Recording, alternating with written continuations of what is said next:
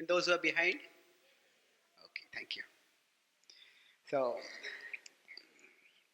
today I will talk on the principle of karma, how to understand it. So, I'll talk about this in terms of 3 points centered on an acronym ACT. So,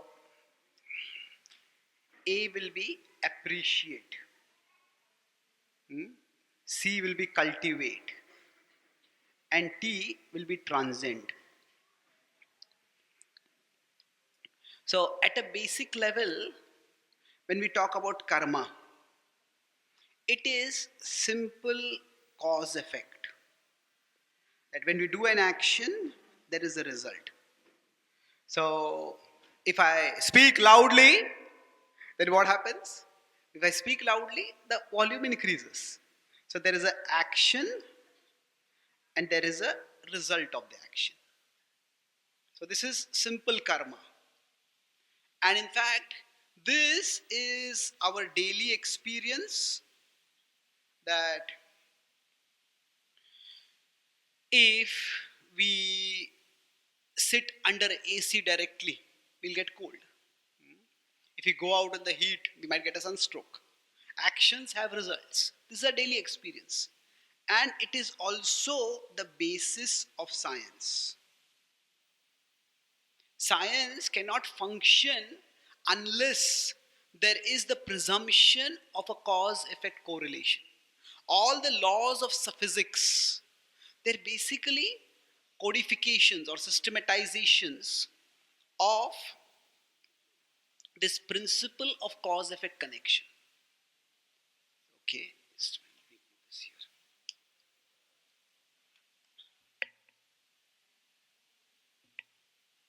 Was it there or it was not there throughout? It was there, okay.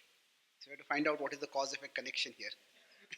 Okay, let's keep it like this. Okay, good.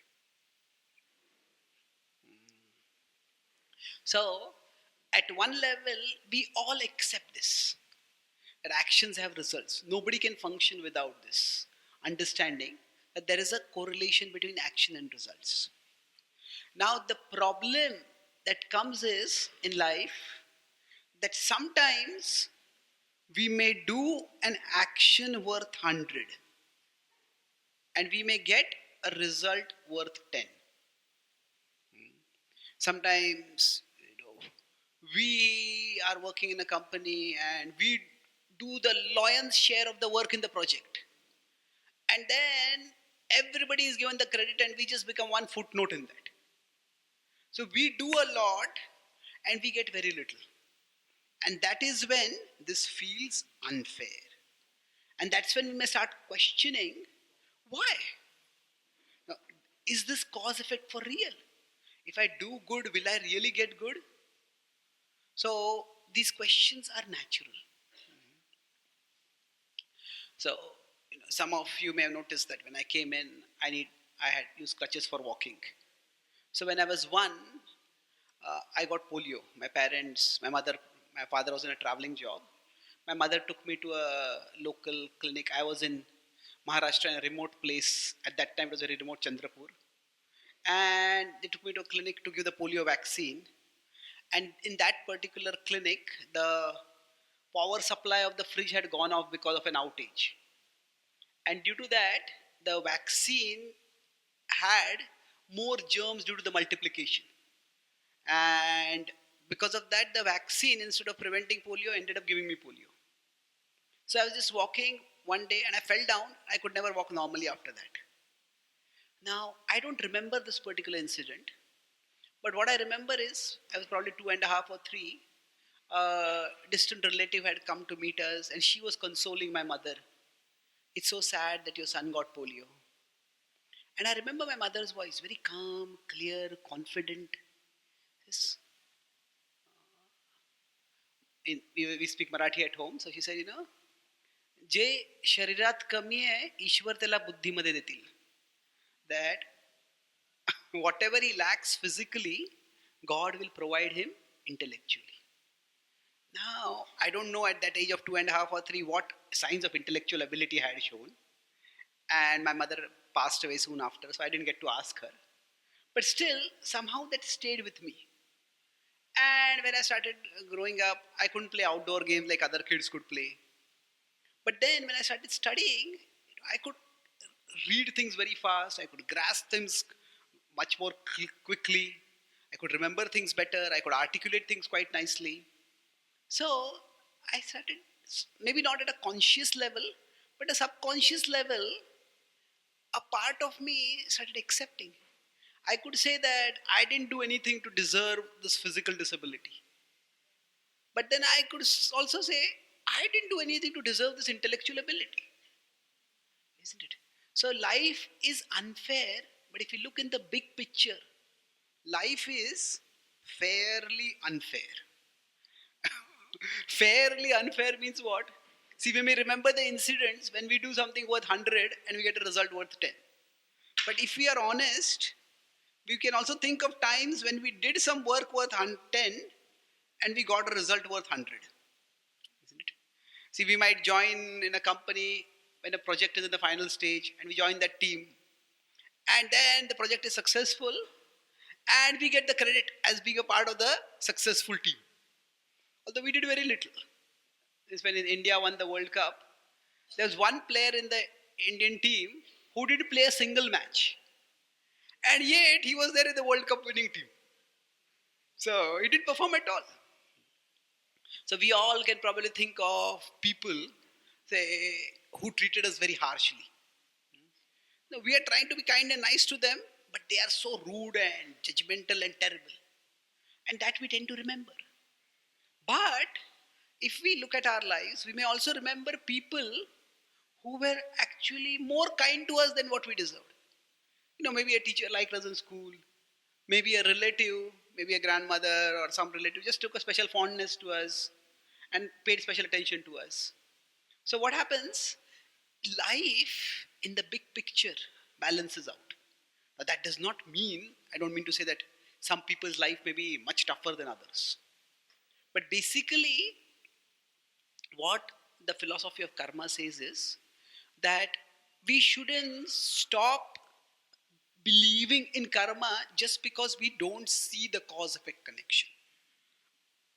What is happening is there might be some negative karma from the past.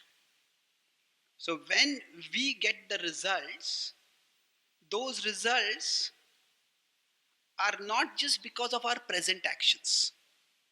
They are also because of our past actions. Sometimes I may be doing 100 with units of positive work, but sometimes minus 90 negative might be there.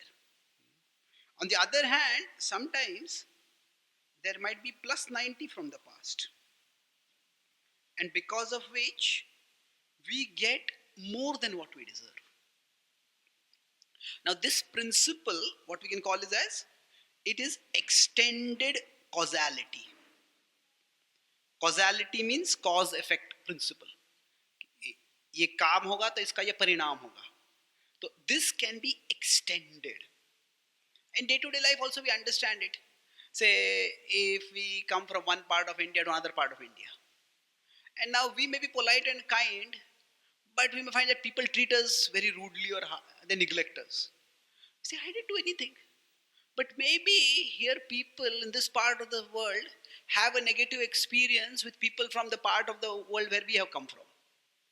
Maybe somebody from that part of the world mistreated them, manipulated them, misled them. And because of that, those people are suspicious of us now. They are cold with us now. So, when there seems to be no reason, that does not mean there is no reason. It just means that there is a bigger picture over there. So basically, the principle of karma, it requires, when I say the first point is appreciate that cause effect extends over a big frame. It's not just immediate cause effect. Say, if somebody for the first time comes to a satsang program like this and picks up a kartal, they've never played a kartal before, and they start playing the kartal. They're playing, there's no tal, there is no sur, it is a total mess. Somebody else was in practicing kartal playing for 10 years. They come and pick up and start playing. Now both of them are doing the same thing, but the sound that is coming is not the result of that action alone, isn't it?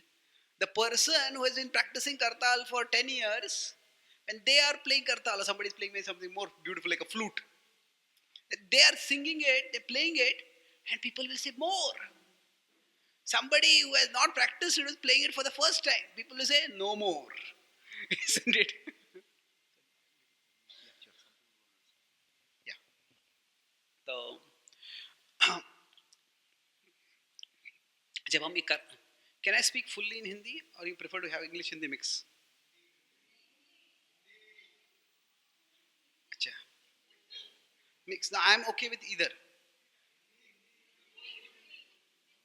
Full Hindi ठीक है. ये जो English है, वो English का तत्व मेरे दिमाग में अभी तक बैठा नहीं है. तो क्या है, आई कैन पूरा इंग्लिश में बोल सकता हूँ, मैं पूरा हिंदी में बोल सकता हूँ. तो ठीक है, चलेगा. श्योर. ओके. तो शुरू से वापस करूँ तो शुरुआत, कि अब तक समझ में आया आपको थोड़ा बहुत? तो मैं कर्म के नियम के बारे में बता रहा था कि कर्म का नियम क्या है कि हम जो कुछ कार्य करते हैं उसका परिणाम होता है. तो पर कभी कभी जो परिणाम तुरंत नहीं दिखता है, क्योंकि कुछ पूर्व कर्म होते हैं जिसका अभी अभी फल आ रहा है.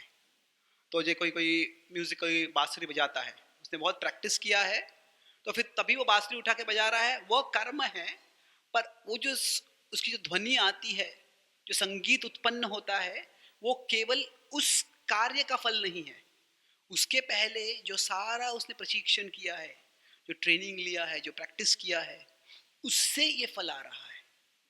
इसके विपरीत कोई दूसरा बांसुरी बजा रहा है, पहली बार उठाया बजा रहा है, तो फिर वो इतना अच्छा ध्वनि नहीं आएगी उसकी. तो जो फल आता है, मैं जब कर्म करता हूं उसका फल आता है, वो केवल उस कर्म का फल वहां पे नहीं आ रहा है, हमारे पूर्व कर्म भी आते हैं. और ये पूर्व कर्म जो होते हैं, ये कभी कभी इस जन्म से हो सकते हैं, कभी कभी पिछले जन्म से भी हो सकते हैं. हमारा सबका जन्म होता है, तो तभी क्या होता है, हम सबको एक प्रारब्ध है, जो हमारा दैव है, उसके अनुसार हमारा जन्म किसी कुल में होता है, किसी परिवार में होता है, किसी देश में होता है, किसी इलाके में होता है. कुछ रंग की त्वचा के साथ होता है, कुछ दिमाग की स्तर का होता है, कुछ आईक्यू लेवल होता है. तो ये सब हमारे जो पूर्व कर्म है उसके द्वारा होता है. तो जो मैं पहला पॉइंट बोला था, एप्रिशिएट. एप्रिशिएट मतलब क्या है कि एप्रिशिएट जो कर्म और फल है, उसका संबंध केवल हमारे हमको जितना दिखता है उतना नहीं है, उससे काफी बड़ा है. और यह समझना ये एक तरह से ज्यादा मुश्किल नहीं है कि जब जीवन जी रहे हैं, तो हमारे पास जितने भी दुनिया में तत्व ज्ञान होंगे, उसको आप 3 विभागों में डाल सकते हैं. एक है कि जब हम कुछ कार्य करते हैं, उसका कुछ फल होता है, एक्शन होता है, उसका कुछ रिएक्शन होता है. तो ये कैसे आ रहा है? एक हम कह सकते हैं ये चांस से आ रहा है. कि क्या है, कुछ लोग लकी है, कुछ लोग अनलकी है. कुछ लोग कर्म कर, कुछ लोग मेहनत करते हैं, वो पहले आ जाते हैं क्लास में, उनको अच्छा नौकरी मिल जाता है, उनका किसी अच्छे पुरुष से, स्त्री से विवाह हो जाता है, उनका जीवन सब अच्छा चलता है, किसी और का नहीं चलता है. अभी अगर हम कहते हैं सब चांस से चल रहा है, तो वास्तव में कोई भी ऐसे जीवन नहीं जीता है. कोई नास्तिक भी हो, बोले कोई कर्म नहीं है, कोई भगवान नहीं है, कर्म का नियम नहीं है, वो भी अपने बच्चों को ऐसे नहीं सिखाएंगे कि तुम सुबह उठ के अपने दंत मंजन करोगे, नहीं करोगे, कुछ फर्क नहीं पड़ता है, सब कुछ चांस से होता है. किसी का दांत खराब हो जाता है, किसी का दांत खराब नहीं होते. नहीं, हम सब जो है कॉज इफेक्ट, कर्म और उसका फल, इसको हम सब स्वीकार करते हैं. तो चांस, ओनली चांस, कोई कहता है तो दिस इज अनलिवेबल, ये इम्प्रैक्टिकल है, कोई ऐसे जीता नहीं है. तो ये नास्तिकता का भाव है. तो इसके विपरीत क्या है, ओनली गॉड, कि जो भी होता है, जब मैं कर्म करता हूं, उसका फल क्या आता है, भगवान निर्धारित करते हैं. तो ये जो है ये अब्राहमिक रिलीजन्स में है। अब्राहमिक रिलीजन्स मतलब जो जुडाइज्म, क्रिश्चियनिटी, इस्लाम, ये जो धर्म है उनमें कर्म के नियम को वो जैसे पुनर्जन्म के साथ वो स्वीकार नहीं करते हैं। तो कहते जो भी होता है वो भगवान निर्धारित कर रहे हैं। तो दो व्यक्ति मेहनत करते, एक व्यक्ति अमीर होता है, दूसरा व्यक्ति गरीब रह जाता है, क्यों हुआ? ये भगवान की योजना है। तो अब इससे क्या होता है? तो इससे लगता है कि भगवान भेदभाव कर रहे हैं। तो अगर भगवान भेदभाव कर रहे हैं तो ऐसे भगवान के प्रति श्रद्धा रखना, उनके प्रति भक्ति करना ये बड़ा मुश्किल हो जाता है। अगर हम किसी ऑफिस में काम कर रहे हैं, अगर हमारे कोई माता पिता है, अगर वो हमारे कोई भाई बहन है, उनके प्रति ज़्यादा स्नेह करते हैं, हमें स्नेह नहीं देते हैं, तो फिर उनके प्रति प्रेम रखना बड़ा मुश्किल हो जाता है। तो अगर भगवान भेदभाव कर रहे होंगे तो फिर वो भगवान के प्रति हम कैसे श्रद्धा भक्ति रख सकते हैं? तो जो वैदिक शास्त्र है, जो गीता क्या बताती है, कॉज इफेक्ट जो है वो हमेशा सत्य है, पर वो क्या है? There is a bigger picture, एक बड़ा दृश्य रखना चाहिए। और वो क्या है? वो पूर्व जन्म, रीइंकार्नेशन, पूर्व जन्म के आधार पर होता है कि हम सबके जीवन में शुरुआत होती है, वो हमने पूर्व जन्म में कुछ कर्म किया है, उसके कारण शायद हम किसी अमीर परिवार में जन्म होता है, किसी के गरीब परिवार में जन्म होता है। ये सब है, ये भगवान के निर्देशन में है, पर भगवान खुद ये नहीं कर रहे। भगवान किसी को बुद्धिमान और किसी को बुद्धिहीन नहीं बना रहे। भगवान किसी को ऊंचा और किसी को छोटा नहीं बना रहे। भगवान वो व्यक्ति के कर्म है। तो अभी जो पहला पॉइंट है कि हमें बड़ा पिक्चर देखना है कि जब हमारे कार्यों का फल होता है वो अभी से नहीं आ रहा है, वो पूर्व कर्म का भी उसमें फल में योगदान होता है। अभी ये कैसे हो सकता है? कुछ कुछ ऐसे होता है कि ये जब हम एक्शन और रिजल्ट, अगर तो अभी इसमें मैं यहाँ पे मात्रा नहीं दिखा रहा हूँ, तो हम कह सकते हैं पास्ट, प्रेजेंट एक्शन, अभी जो मैं कार्य कर रहा हूँ, और जो पहले मैंने कार्य किया है, पास्ट एक्शन, और अभी जो मुझे फल मिलने वाला है। तो कभी कभी ऐसे हो सकता है कि मैं 100 कार्य करता हूँ और मैं 100 फल मिलता है मुझे, और वहां पे पूर्व जन्म का कुछ लेना देना नहीं हो सकता है कि मैं किसी अभी अच्छा बर्ताव करता हूँ, उससे अच्छे बर्ताव करते हैं। कभी कभी ऐसे हो सकता है कि ये 50 है, वो 50 है, और जो फल आता है वो 100 होता है। कभी कभी ऐसे हो सकता है कि पूर्व जन्म से 100 आ रहा है, इस जन्म में कुछ भी नहीं कर रहे व्यक्ति, तो उसको क्या होता है? उसको फल मिल जाता है। मतलब क्या है? ये पूर्व जन्म सब कुछ आ रहा है। अभी कुछ कुछ बच्चे होते हैं, मान लीजिए वो इतने टैलेंटेड होते हैं कि उनको प्रोडिजी कहते हैं। प्रोडिजी मतलब क्या है? कि उनमें इतनी क्षमता है, इतनी प्रज्ञा, इतनी प्रतिभा है कि वो आश्चर्यजनक है। अभी भारत के एक युवक है, वो वर्ल्ड के सबसे पहले यंगेस्ट चेस चैंपियन बन गए, गुकेश जो है। तो वेरी यंग बट फेनोमिनली टैलेंटेड। मैं कनाडा में था तो एक भक्त के घर में रह रहा था, तो उनके बेटा था, बोले कि वो 6 साल का है और वो कनाडा का अंडर 10 चैंपियन था। बोले कि 4 साल का था तो उन्होंने अपने बेटे को, पिताजी चेस खेल रहे थे किसी मित्र के साथ, क्या कर रहे हो आप, मुझे बताओ। बोले तुम बड़े हो जाओगे तो बताऊंगा मैं तुमको। तो बोले ठीक है, वो उसको बताए, बोले मुझे बताओ आप। तो उसने एक गेम खेला, उसके पिताजी ने हरा दिया, और दूसरे गेम में उसने उसके पिताजी को हरा दिया, दूसरे गेम में। तो क्या होता है, कभी कभी हमारे पूर्व कर्म से ही इतना सकारात्मक हो सकता है कि पूर्व कर्म से ही पूरा अभी फल यहाँ पे आ रहा है। अभी कभी कभी ऐसे हो सकता है कि वो पूर्व कर्म से पूरा नकारात्मक भी आ सकता है। कोई व्यक्ति मान लीजिए ऐसे गरीब जगह में जन्मा हुआ है, ऐसे कठिन वातावरण में जन्म हुआ है कि दिन भर मेहनत करने के बाद भी उसको खाने को नहीं मिलता है। क्या कि पूर्व जन्म का नकारात्मक कर्म इतना हो सकता है कि अभी उससे कुछ, उसका कुछ अभी वर्तमान कर्म का कुछ फल दिखता ही नहीं है। तो ये जो है कौन सा कॉम्बिनेशन यहाँ पे होगा, ये अनप्रेडिक्टेबल है। तो ये इससे हमारा दूसरा पॉइंट आता है कि अभी जब भगवान बोलते हैं कर्मण्येवाधिकारस्ते माँ फलेषु कदाचन। तो क्यों बता रहे हैं ऐसे कि हमारा पूर्व कर्म क्या है ये हमको पता नहीं है, पर हमारा जो वर्तमान कर्म है यह हमारे हाथ में है, यह हमारे नियंत्रण में है। तो हमारे वर्तमान कर्म के अनुसार अगर हम कार्य करते हैं तो हम हमारा जो भविष्य है वो और अच्छा बना सकते हैं। तो इसीलिए पहला है अप्रिशिएट। अप्रिशिएट कि the world is not unfair to us. ऐसे नहीं कि जगत हमारे ही खिलाफ कुछ बना हुआ है। कोई लोग कहते हैं मेरी किस्मत ही फूटी है, लगता है भगवान मुझ पे क्रोधित हो गए हैं। नहीं, ऐसे नहीं है।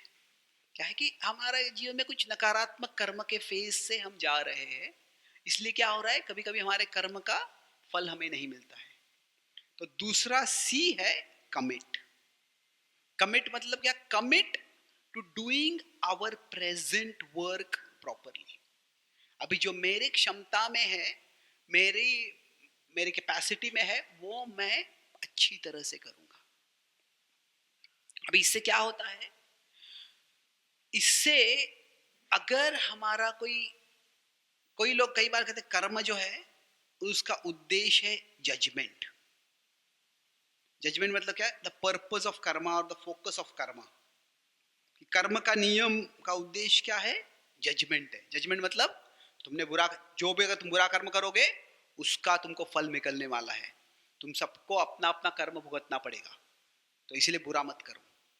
अभी ये कुछ हद तक सत्य है, पर जो कर्म का प्रधान फोकस है अगर उसको हम जजमेंट बोलते हैं तो फिर उससे समस्या आ जाती है।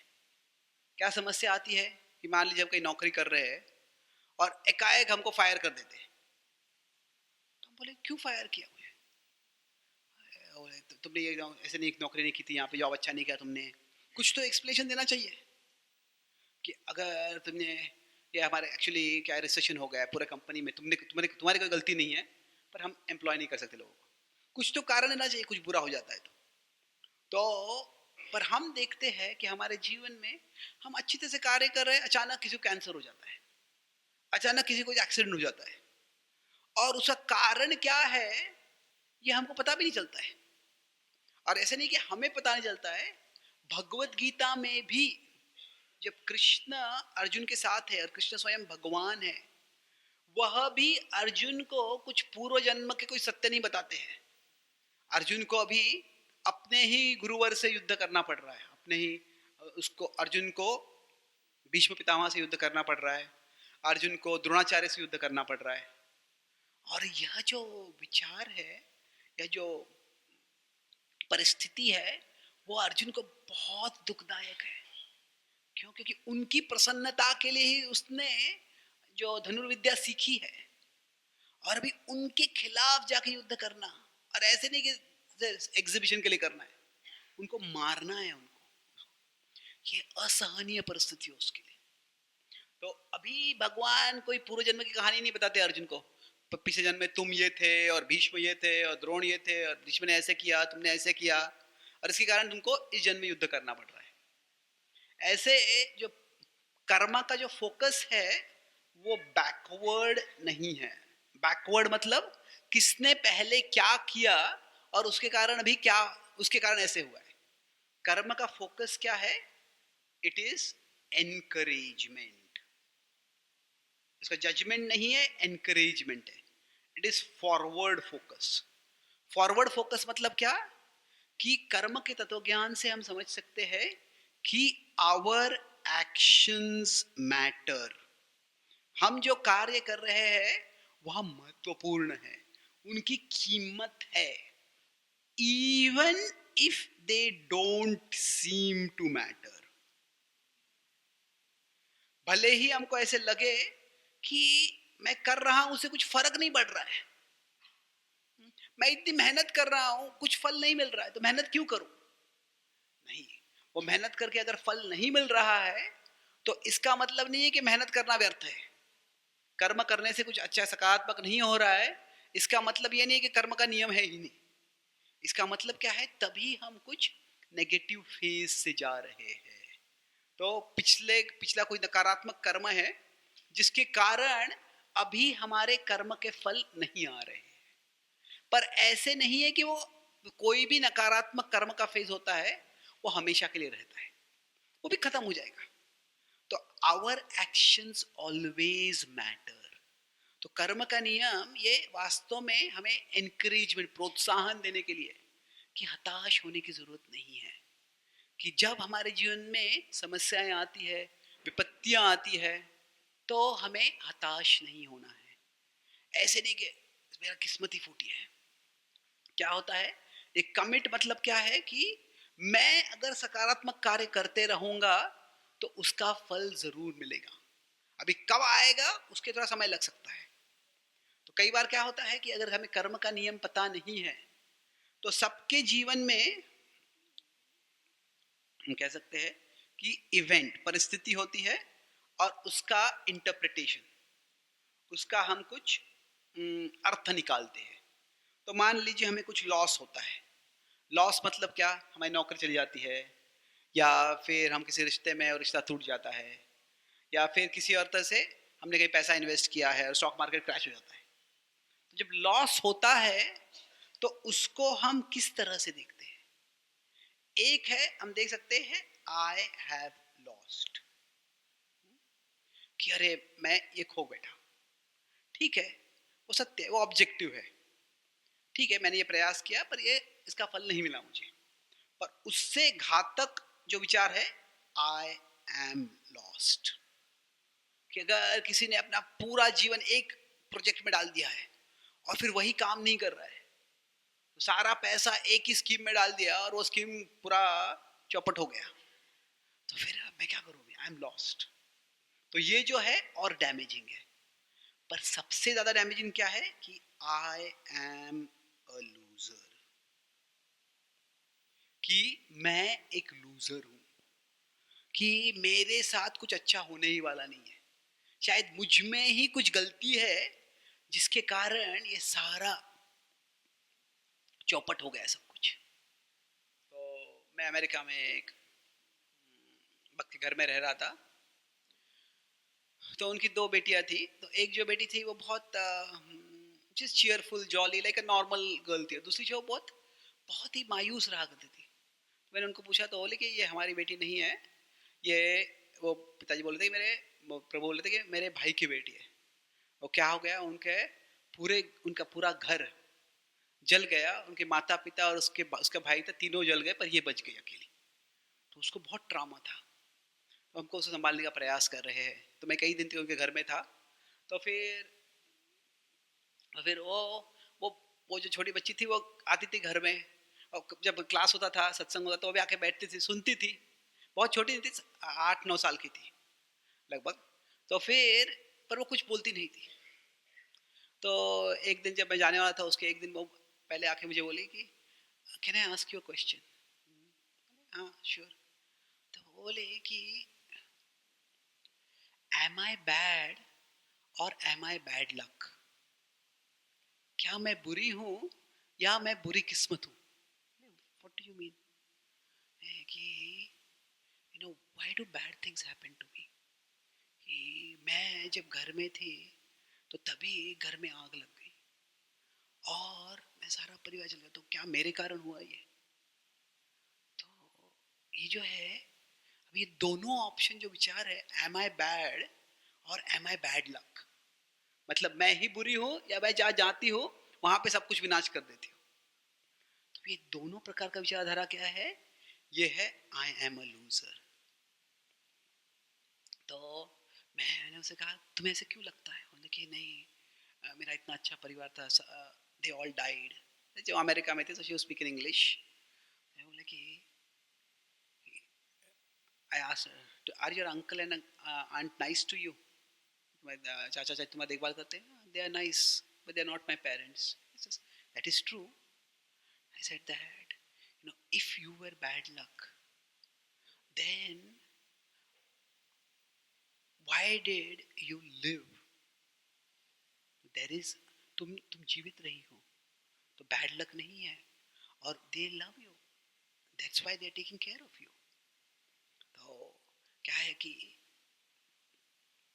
basically I tried to explain to her, then I talk with her parents, उससे बात की, फिर उसके पेरेंट्स से भी बात की मैंने बाद में, कि उसके जो फॉस्टर पेरेंट्स थे अभी, जो उसके चाचा चाची थे जो उसको अडॉप्ट करने वाले थे अभी, कि क्या है कि छोटा बच्चा है तो हमको जब ऐसे सोचते हैं तो बहुत बुरा, तो ये बच्चा ऐसे सोच रहा है, उसकी कोई गलती नहीं है इस जन्म की दृष्टि से तो, और पूर्व जन्म का हमें किसने क्या किया है पता नहीं है, उसको हमें देखना नहीं है।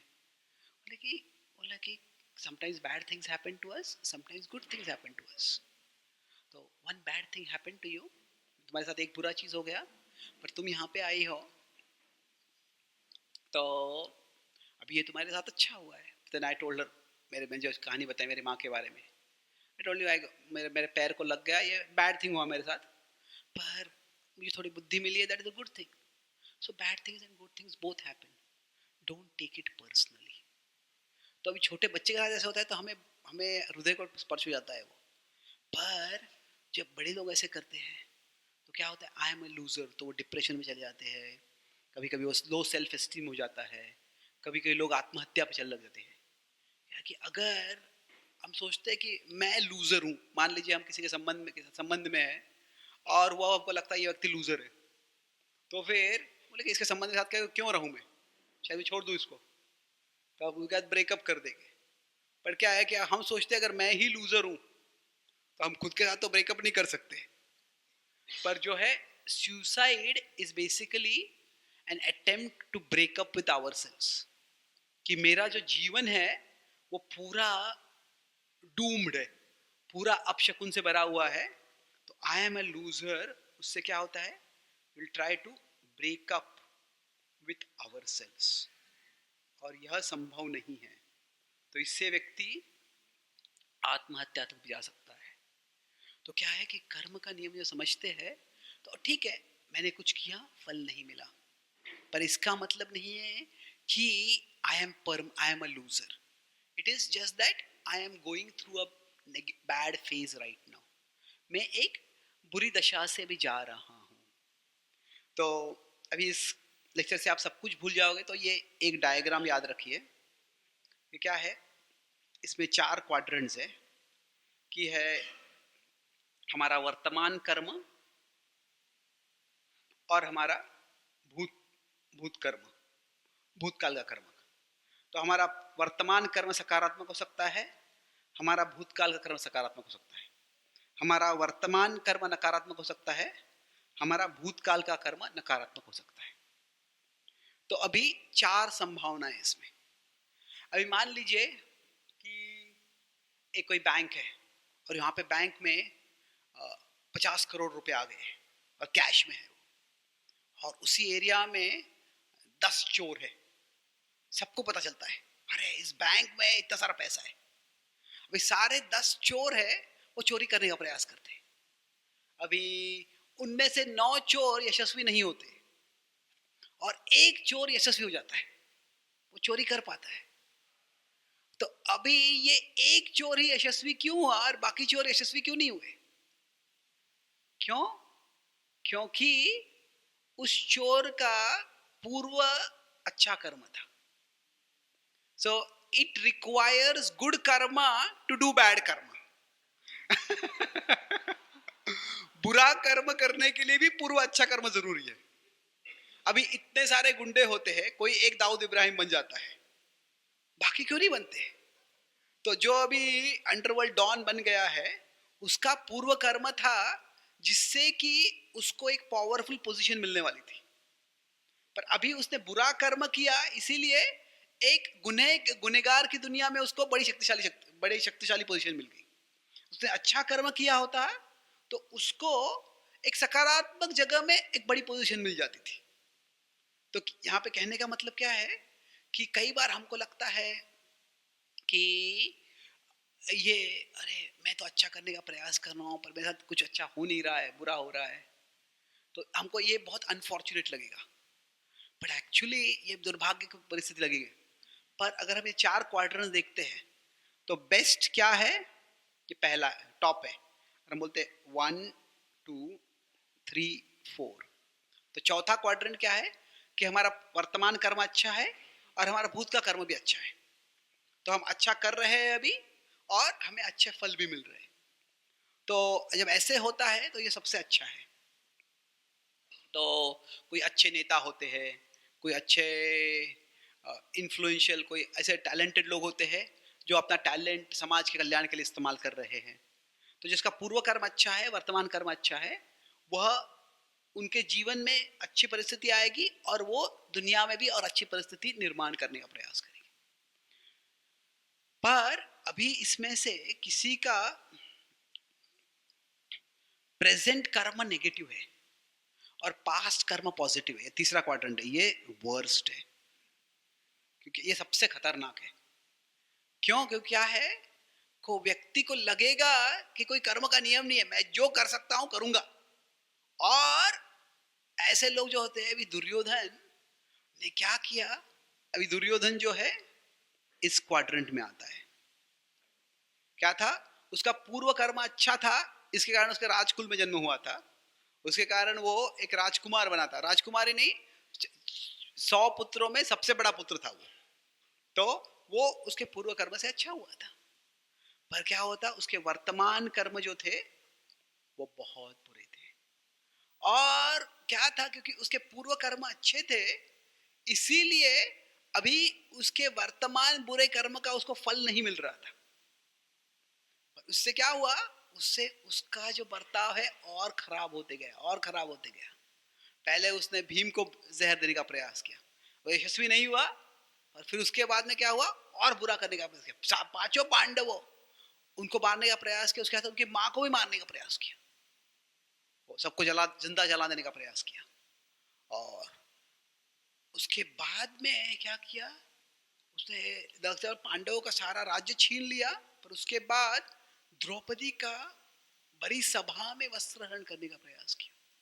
अभी कुछ लोग ऐसे गुनहगार होते हैं, ऐसे घृणास्पद कार्य करते हैं वो, पर साधारणतया वो किसी अकेले जगह कहीं ऐसे जगह में करते हैं जहाँ कोई देखेगा नहीं, कोई आई विटनेस नहीं होगा। तो अगर वो ऐसा पब्लिकली करते हैं तो उसका मतलब क्या है, उनको कोई फियर ऑफ लॉ नहीं है, कानून का भय नहीं है। पर मान लीजिए अगर कोई ऐसा कार्य पब्लिक में नहीं, पुलिस स्टेशन में आके करता है या कोर्ट में आके जज के सामने करता है, तो क्या है, न तो उनको, they don't have any fear of law, the law has fear of them. उनको कानून का भय नहीं है, कानून को उनका भय है। तो अगर ऐसा कोई व्यक्ति होगा और उसको शक्ति मिलेगी तो वो कितना भयानक कार्य समाज में कर सकता है। तो अभी दुर्योधन ने अनेक बुरे कार्य किए, पर क्या उसको बुरे कार्य करने के बाद कुछ पश्चाताप हुआ? Did he have any regrets? What do you think? No, he had regrets. का रिग्रेट था कि मेरा प्लान सक्सेसफुल नहीं हुआ।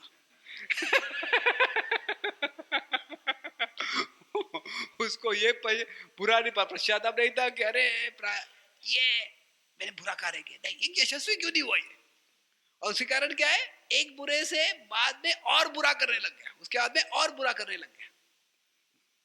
तो एक तरह से किसी को जिंदा जलाने से द्रौपदी का वस्त्रहरण करना इतना बुरा नहीं लगेगा शायद किसी को। पर द फैक्ट इज, पहले जो गार्ड किए थे वो उसने सीक्रेटली किए थे, अभी ये पब्लिकली कर रहा है। मतलब क्या है, उसका जो अहंकार है, उसके जो सब में बुरे चीजें करने की प्रवृत्ति हो सकती है, पर वो बेशर्मी से पब्लिकली जब करता है तो वो बहुत ही घातक परिस्थिति में चली गई है। तो एक्चुअली ये वर्स्ट है सोसाइटी के लिए, पर ये वर्स्ट है उस व्यक्ति के लिए भी, क्योंकि वो व्यक्ति को लगेगा कि मुझे कुछ फल नहीं मिलने वाला है, पर बाद में उसको बहुत सजा होगी, बहुत बुरा परिणाम होगा। तो अभी क्या है, अगर किसी का पूर्व कर्म भी खराब है और वर्तमान कर्म भी खराब है तो क्या होगा, this is bad but not dangerous.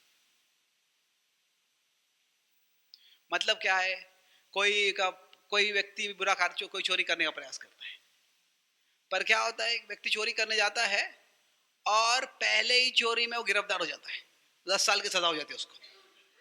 तो क्या है, तो उसका बुरा कर्म करने का प्रयास किया, पर क्या है, पूर्व बुरे कर्म के कारण वो बुरा कर्म करने में यशस्वी नहीं होता है वो। तो अभी वो जेल में जाएगा तो उसको ज्यादा कुछ किसी को ट्रबल नहीं कर सकता है।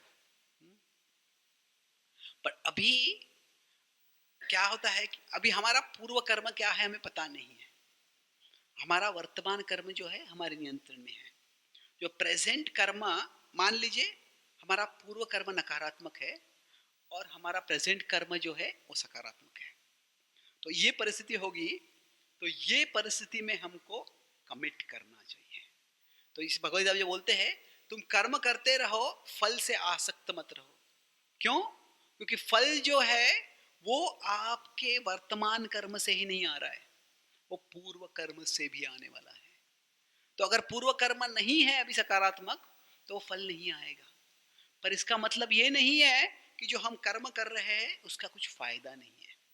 उसका फायदा है, पर वो फायदा तुरंत नहीं दिखेगा। उसका उपयोग है, उसका मौल्य है, पर वो दिखने के लिए समय लग जाएगा। तो कमिट मतलब क्या? करते रहो, छोड़ मत दो उसको, त्याग मत दो उसको, हताश मत हो जाओ।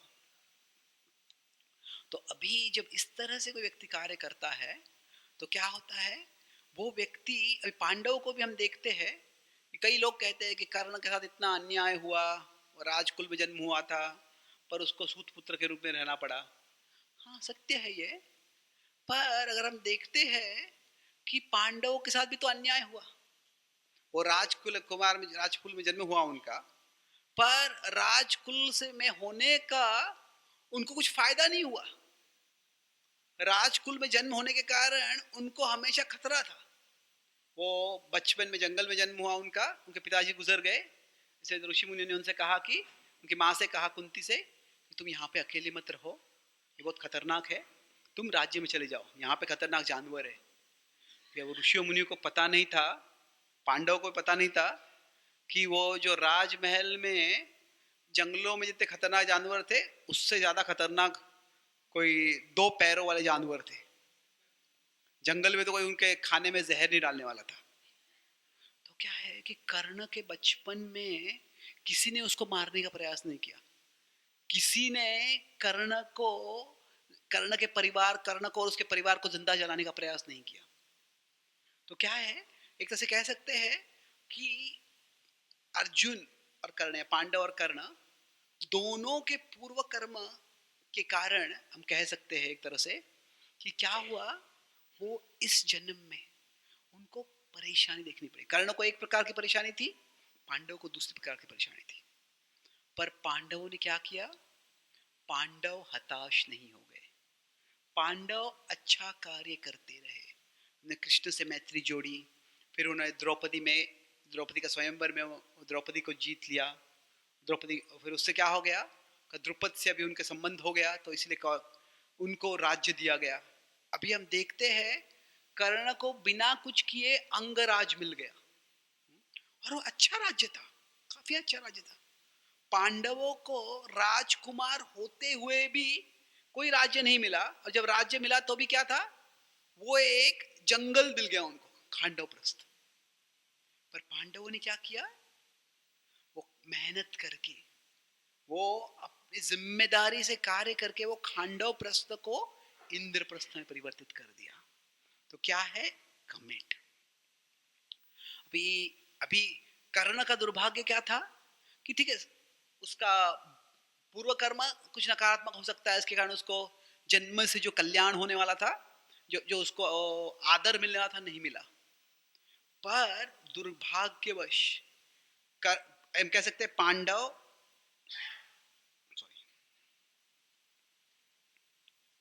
पांडव और कर्ण दोनों इस परिस्थिति में थे। पर पांडवों ने कमिट करके वो यहां पे चले गए, दुर्भाग्यवश कर्ण इधर चला गया।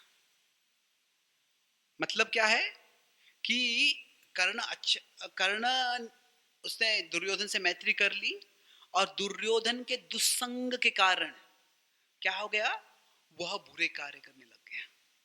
पहले जब दुर्योधन बोल रहा था कि हम पांडव को वारणावत देके जला देंगे, कर्ण ने कहा तुम ऐसे क्यों करते हो, तो हमको चुनौती देते हैं, और चुनौती देकर हमको युद्ध करते, उसमें युद्ध हरा देंगे उनको। तो क्या था कि वो जो दुर्योधन का इनर सर्कल था, दुर्योधन था और कर्ण था। अभी दुर्योधन ने कर्ण को राज्य दिया था, इसलिए कर्ण का पोजीशन से सबऑर्डिनेट था। और जो शकुनी थे, शकुनी का राज्य दुर्योधन से बड़ा नहीं था, पर दुर्योधन शकुनी को एक्सपर्ट मानता करता है। इसके लिए क्या हुआ, कर्ण के वचनों को दुर्योधन ने ज्यादा महत्व नहीं दिया, शकुनी के वचनों को महत्व दिया। शकुनी का कर्ण, तुम तो बालक हो, तुम राजनीति जानते ही नहीं हो, जब युद्ध के बिना कुछ प्राप्त हो सकता है तो युद्ध करने की क्या जरूरत है। तो क्या हो गया, कर्ण को भी भय हो गया कि अगर मैं दुर्योधन का विरोध करूंगा तो दुर्योधन मुझे ठुकरा देगा। और इसके कारण धीरे धीरे, पहले कर्ण दुर्योधन के दुष्कर्म का विरोध कर रहा था, पर उसके बाद में वह सहयोग करने लग गया। और न केवल सहयोग करने लग गया, वह आगे जाकर उसने वास्तव में दुर्योधन से ज्यादा कुछ दुष्कर्म किया। क्या किया, उसने दुर्योधन को सुझाव दिया कि द्रौपदी को यहाँ पे खींच के लेके आओ और उसका वस्त्र हरण करो, वो तुम्हारी अभी दासी है। अभी कर्ण का, it is to his credit, ये कर्ण की अच्छी बात है कि इसके बारे में उसने बाद में पश्चाताप व्यक्त किया, भीष्म को और कृष्ण को, दोनों को। दुर्योधन को प्लीज करने के लिए, दुर्योधन को पसंद करने के लिए मैं बहुत बुरा कार्य किया, ये एक्नॉलेज किया, स्वीकार किया उसने, पर फिर भी दुर्योधन का संग उसने कभी छोड़ा नहीं। तो क्या है कि जो इस परिस्थिति में होते हैं हम, कि जब हम अच्छा कर रहे हैं पर अच्छा फल नहीं मिल रहा है, तो कोई हम सोचने लगे कि देखिए मैं बुरा, अच्छे करने से कुछ नहीं होता तो मैं बुरा करने लगता हूँ। नहीं, वैसे नहीं करना है। अच्छे करने से फल नहीं मिल रहा है, इसका मतलब ये नहीं है कि अच्छे करने का कुछ फायदा नहीं है, समय लगेगा। पांडवों को उनका राजकुल में जन्म हुआ था, पर फिर भी राज्य के साथ सिक्योर रहने के लिए कितना समय लगा उनको, कितना सारा मेहनत करना पड़ा, कितना सारा युद्ध करना पड़ा। तो जो कमिट, फल नहीं मिल रहा है फिर भी कर्म करते रहो, जो हमारी जिम्मेदारी है, जो नैतिक रूप से जो उचित कार्य है वो करते रहो। और ये करने की शक्ति कैसे आएगी, वो लास्ट पॉइंट लेके मैं खत्म करता हूँ। मैं एक एक्रोनिम ले रहा था, किसी को पता याद है एक्रोनिम क्या था? एक्ट। सो ACT, तो T जो है वो है ट्रांसेंड। ट्रांसेंड मतलब क्या, कि परे जाना। तो जब तक हम भौतिक चीजों को बहुत महत्वपूर्ण मानते हैं, तब तक क्या होगा कि जब हम कुछ कार्य कर रहे हैं, उसका फल नहीं मिल रहा है, तो वो सहन नहीं हो पाएगा। तो जब हम, तो इसीलिए भगवद गीता में शुरुआत में भगवान ने कर्मयोग बताया है। और कर्मयोग मतलब क्या है, कर्म करो पर फल से आसक्त मत रहो, क्योंकि फल वो अपनी प्रक्रिया से आएगा, तुरंत शायद नहीं आएगा। तो भगवद गीता में 2.47 शुरुआत भगवान कर्मयोग से करते हैं, पर आगे वो भक्ति योग के बारे में बोलते हैं। भक्ति योग मतलब क्या, कि तुम जो कर्म कर रहे हो वह भगवान को अर्पण करो। क्यों भगवान को अर्पण करो? क्योंकि हमारा जो शाश्वत संबंध है वो भगवान से है। तो भगवान से मतलब क्या, कि हमें इस जगत से जो हम कार्य करते हैं उससे कुछ प्रतिसाद मिलेगा, कुछ आदर मिलेगा, कुछ यश मिलेगा, पर वह जो है वह सीमित रहेगा हमेशा। जैसे कि अगर मैं यहाँ पर हूँ, यहाँ पे जगत है, ऊपर भगवान है,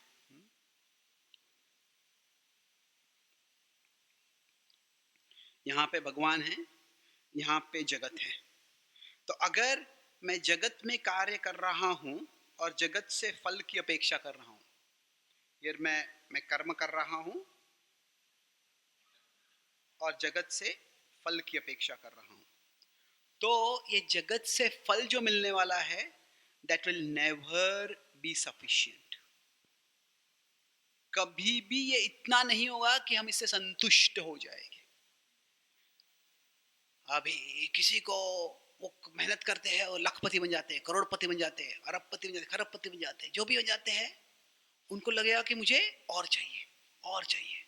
ये आजकल लोग सोशल मीडिया पे इन्फ्लुएंसर बनना चाहते हैं, मुझे 1 मिलियन इंस्टाग्राम फॉलोअर चाहिए।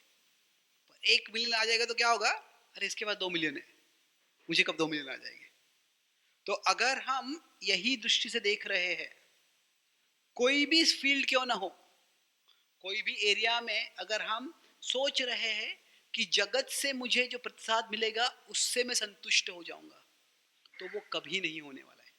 इसका मतलब ये नहीं कि हम जगत में कार्य नहीं करना है, पर उससे हम एक्सपेक्ट कर रहे हैं मुझे कि अरे मैंने इस व्यक्ति के लिए इतना किया है, ये व्यक्ति मेरी सराहना क्यों नहीं कर रहा है, मैं जितना कर रहा हूँ उसकी कदर क्यों नहीं कर रहा है ये व्यक्ति। ये अगर हम इस जगत में या चीजें होगी, लोग होंगे, उस पर हम निर्धारित रहेंगे, उस पर हम निर्भर रहेंगे, सॉरी, तो फिर हम असंतुष्ट रहेंगे।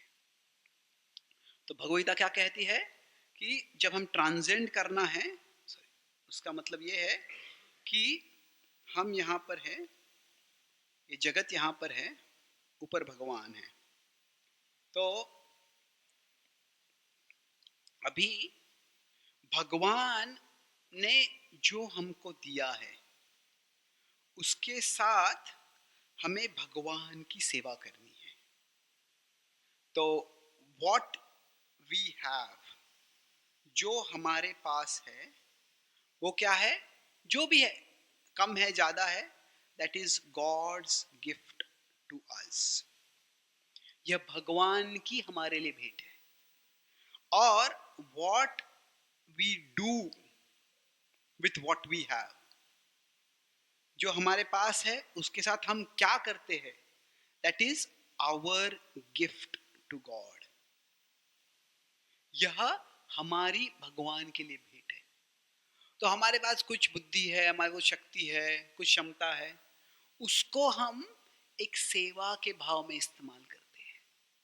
तो ये जो मेरे पास जो है वह भगवान की भेंट है। यह चेतना कैसे जागृत होती है, यह हमारी साधना से जागृत होती है। जब हम प्रार्थना करते हैं, जब हम जप करते हैं, तो इससे क्या होता है, हमारा भगवान से कनेक्शन बनता है।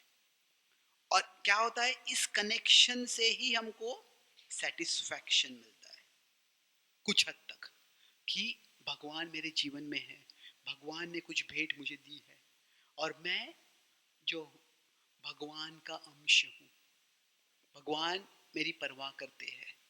यह चेतना कैसे आती है, जब हम भगवान से संबंध जोड़ते हैं। तो जिस हमारी साधना से हम देखते हैं कि भगवान मेरे जीवन में कार्यरत है, और फिर जो हम करते हैं वो क्या है, वो हमारी सेवा है, जो हमारे हमारे घरों में हो सकती है, हमारी नौकरी में हो सकती है, हम सत्संग में मंदिर में जाके कर सकते हैं, वो है हमारा कंट्रीब्यूशन। तो भक्ति में जो डिवोशन है उसके ये दो विभाग है, एक है कंट्रीब्यूशन, दूसरा है कनेक्शन। तो जो भगवद्गीता के अंत में बोलते हैं भगवान, स्वकर्मणा तमभ्यर्च सिद्धिर इंदति मानव। तो क्या होगा कि शायद हम जो कार्य कर रहे हैं, हमें जगत से कुछ प्रतिसाद मिलेगा या नहीं मिलेगा हमें पता नहीं है, पर जब हम सेवा भाव में कार्य करते हैं तो भगवान से हमें प्रतिसाद मिलेगा। हमें जब हम साधना करते हैं और जो मुझे भगवान ने दिया है वह मैं सेवा के रूप में उसका इस्तेमाल करूँगा। जब भगवान से संबंध जोड़ते हैं तो उससे हमको एक अंतरंग संतुष्टि मिलती है।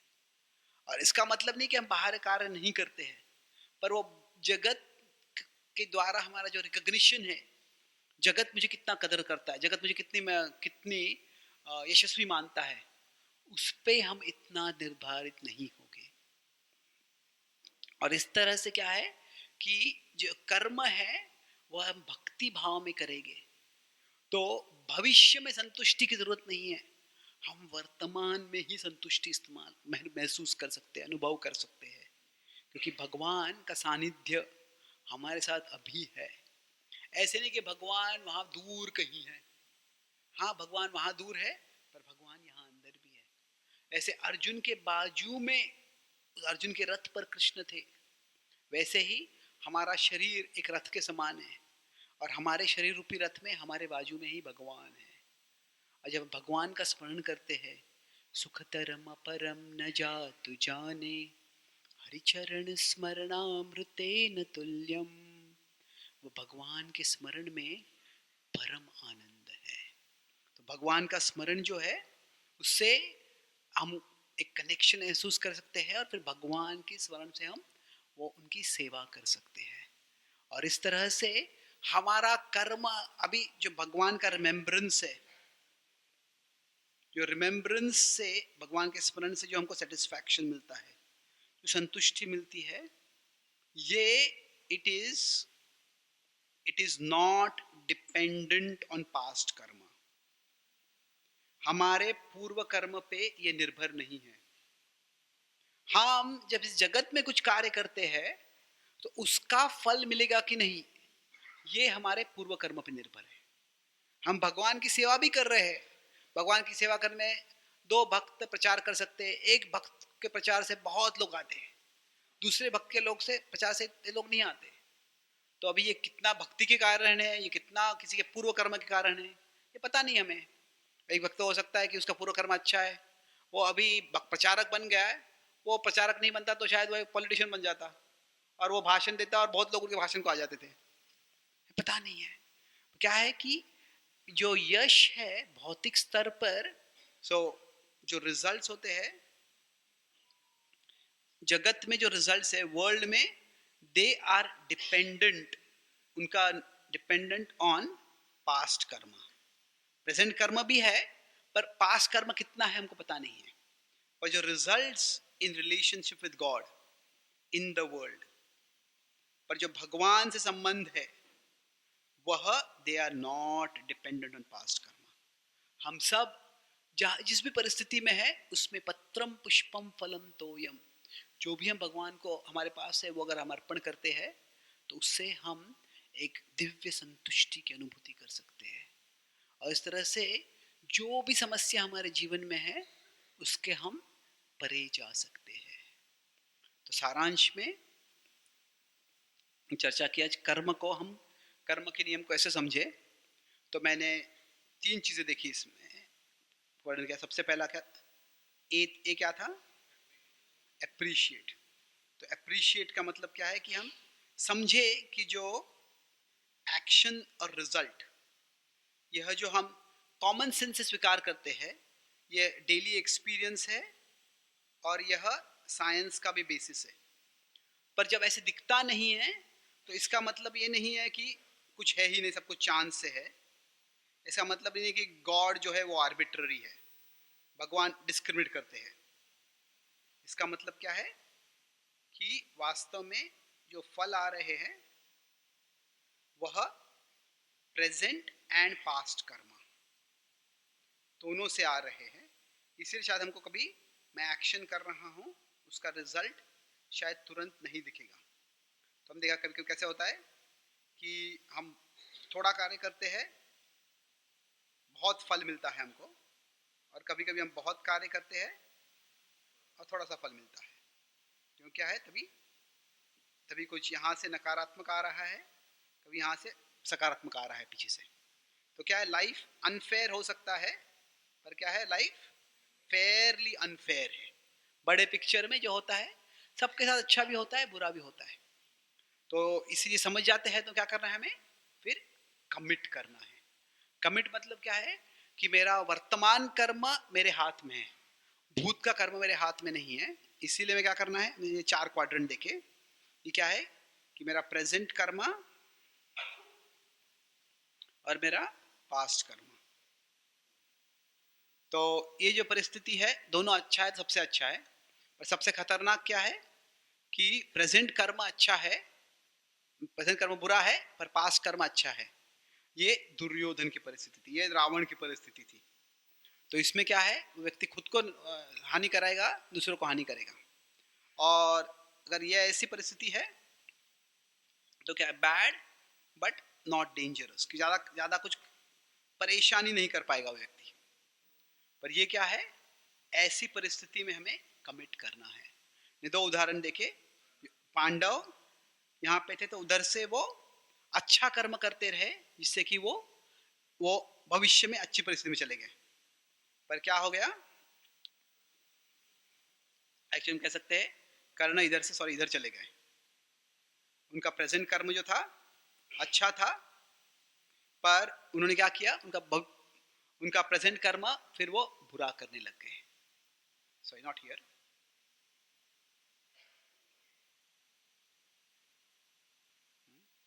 वो इधर से इधर चले गए। तो अभी हम जो कमिट करना है कि भले ही मुझे रिजल्ट नहीं मिल रहे हैं, let me just continue doing. कर्म का जो फिलॉसफी है उसका फोकस जो है जजमेंट नहीं है। कर्म करते समय कर्म का तत्व ज्ञान जब हम समझते हैं, अरे इसने बुरा कर्म किया इसके कारण ऐसे हो रहा है, वो जोर नहीं है उसका। उसका जोर क्या है? एनकरेजमेंट। कि भले ही मेरे कर्म का फल नहीं मिल रहा है मुझे, पर इसका मतलब ये नहीं है कि व्यर्थ है मेरा कर्म, वो फल जरूर मिलेगा। तो भविष्य में मिल जाए। मैं actions matter even if they don't seem to matter. और तीसरा टी क्या था? ट्रांसेंड। ट्रांसेंड मतलब क्या है? परे जाना। कि हम अगर इतना ही देखेंगे कि मैं यहाँ पे मेहनत करूंगा और जगत से मुझे फल मिलेगा, तो ये कभी पर्याप्त नहीं होगा, हमेशा हमको असंतुष्ट रखेगा। ये हमें क्या देखना है कि खुद को भगवान से हमें संबंध जोड़ना है और देखना है कि भगवान ने मुझे दिया है एक कनेक्शन है, वो भगवान की मुझे भेंट है, और मैं जो कर रहा हूं यह मेरी भेंट भगवान के लिए एक सेवा के भाव में। तो जब हम कनेक्शन और कंट्रीब्यूशन ये भाव से जब हम कार्य करते हैं, तो हम इस जगत में भी इंडिपेंडेंट ऑफ पास्ट कर्मा, भले ही हमारा कुछ भी पास्ट कर्म क्यों ना हो, हम क्या है? अंतरंग संतुष्टि, इनर सेटिस्फैक्शन हम जो है महसूस कर सकते हैं। और जब कमिट करेंगे तो आउटर सेटिस्फैक्शन, आउटर सक्सेस भी आ जाएगा धीरे धीरे।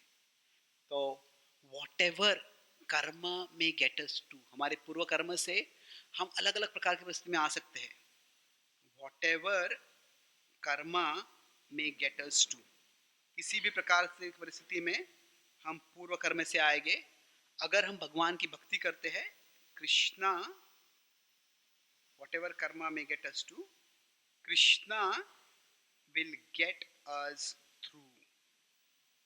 कृष्ण हमें उसके पार जरूर ले जाएंगे। तो इस तरह से हम सब कृष्ण की भक्ति करके हमारे पूर्व कर्म के परिणाम से परे जाकर जो उत्तम भविष्य है उसकी निर्मिति कर सकते हैं।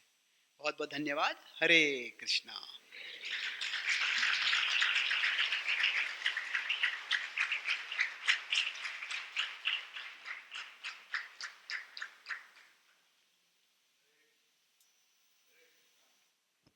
हरे कृष्णा। थैंक यू चैतन्य चरण प्रभु, बहुत बहुत धन्यवाद। We have some time for question answers. So अगर कोई after such a presentation, I am sure सबके दिमाग में बहुत सारे सवाल होंगे। So we may not have too long, but we can definitely take 3-4 questions. So is anybody wants to ask a question, they can raise their, tell them to come. Oh, we don't, the mic will not be able to come behind. Okay. So whoever has a question, please come in front so that, and speak on the mic so that everybody else can hear. You'd like to start?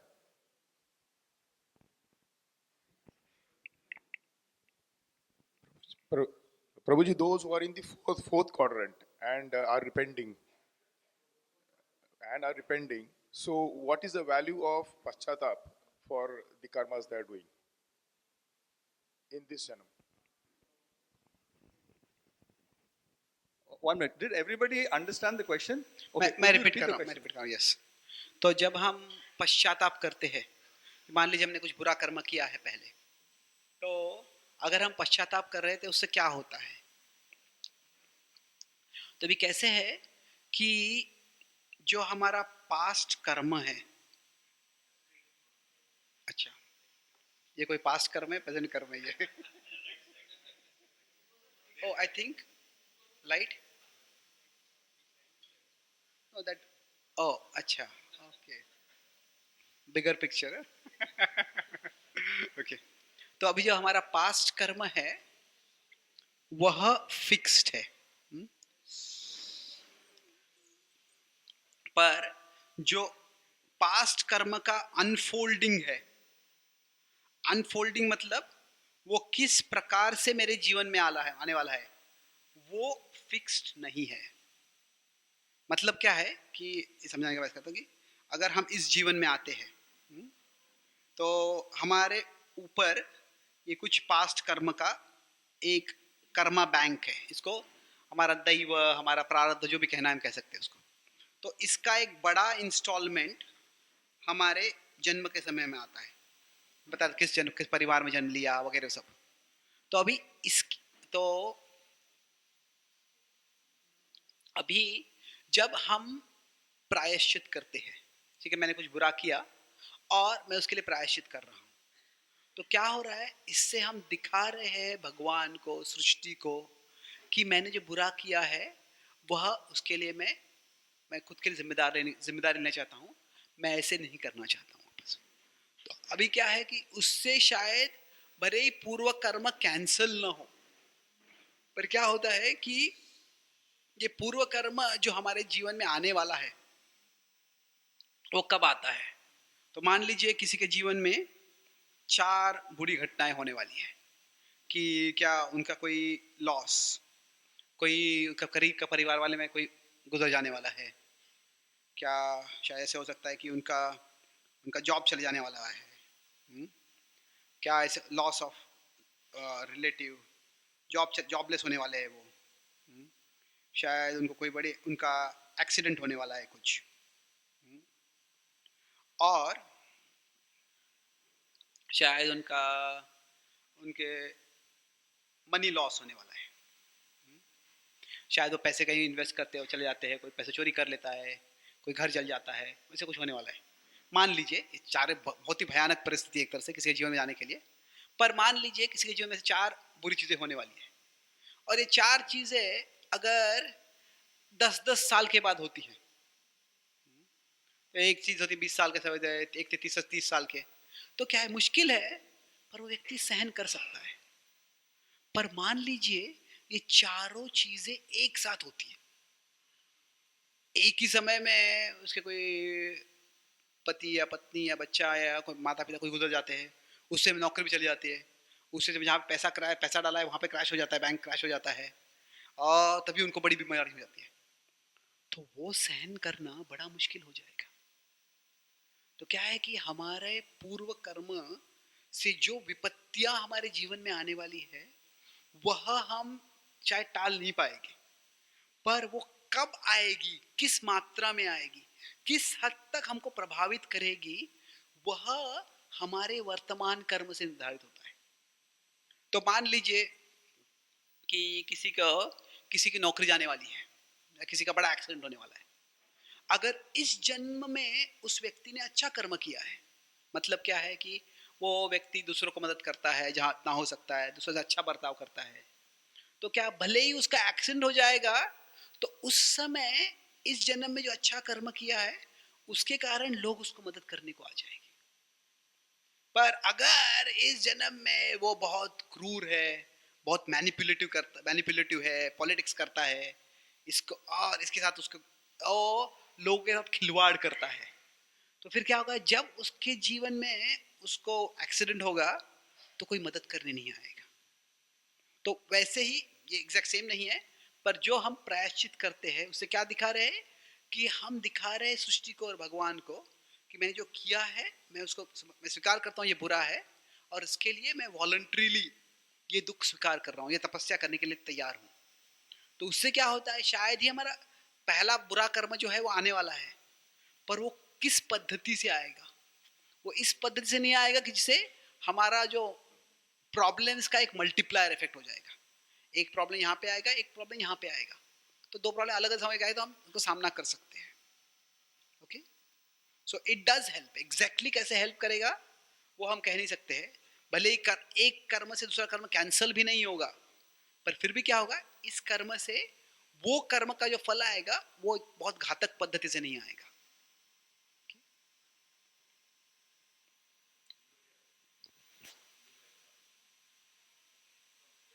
मत जी आप आगे आ जाइए ना।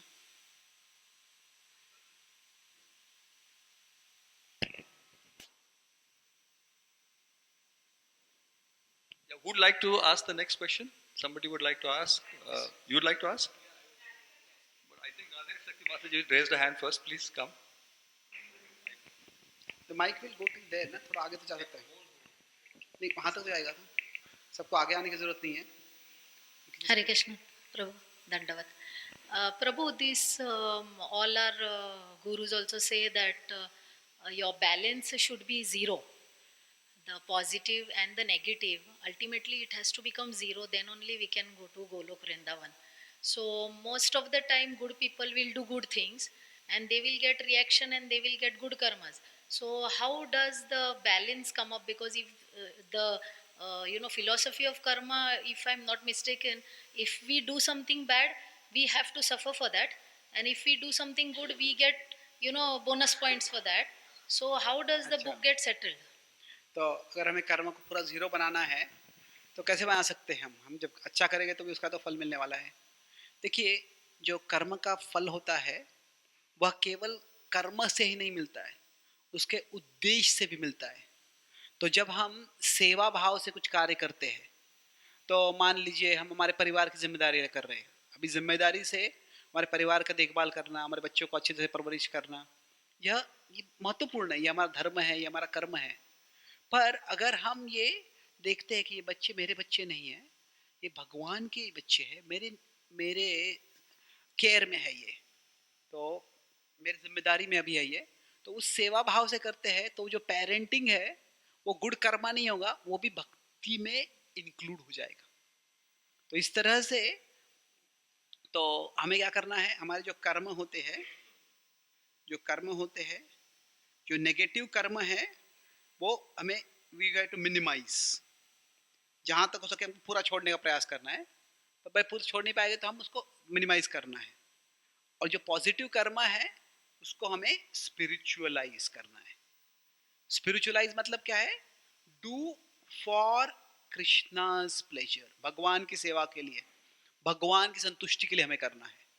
ये हम इसलिए अच्छा कर्म नहीं कर रहे ताकि हमें अच्छा फल इस जगत में मिले, कि मुझे ऐश्वर्य मिल जाए, मुझे फेम, मुझे ख्याति मिल जाए, उसके लिए हम नहीं कर रहे.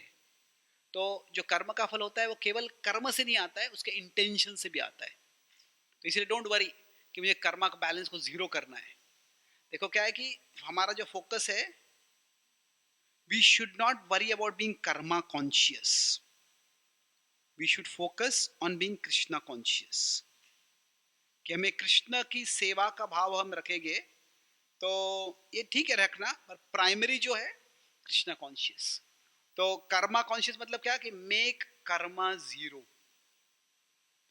ऐसे करेंगे तो क्या है कि हम बहुत कैलकुलेटिव हो जाएंगे, कि अगर कोई समस्या में है तो उसकी मदद करूंगा तो मैं क्या, मुझे ये अच्छा कर्म होगा, अच्छा कर्म से मुझे कर्मबंधन में फंस जाऊंगा, मैं अच्छा कर्म नहीं करूंगा. ऐसे हम जगत में जी नहीं सकते. कब तक हम ऐसे करते रहेंगे ना. हमें बहुत कैलकुलेटिव नहीं होना है, हमें कंपैशनेट होना है.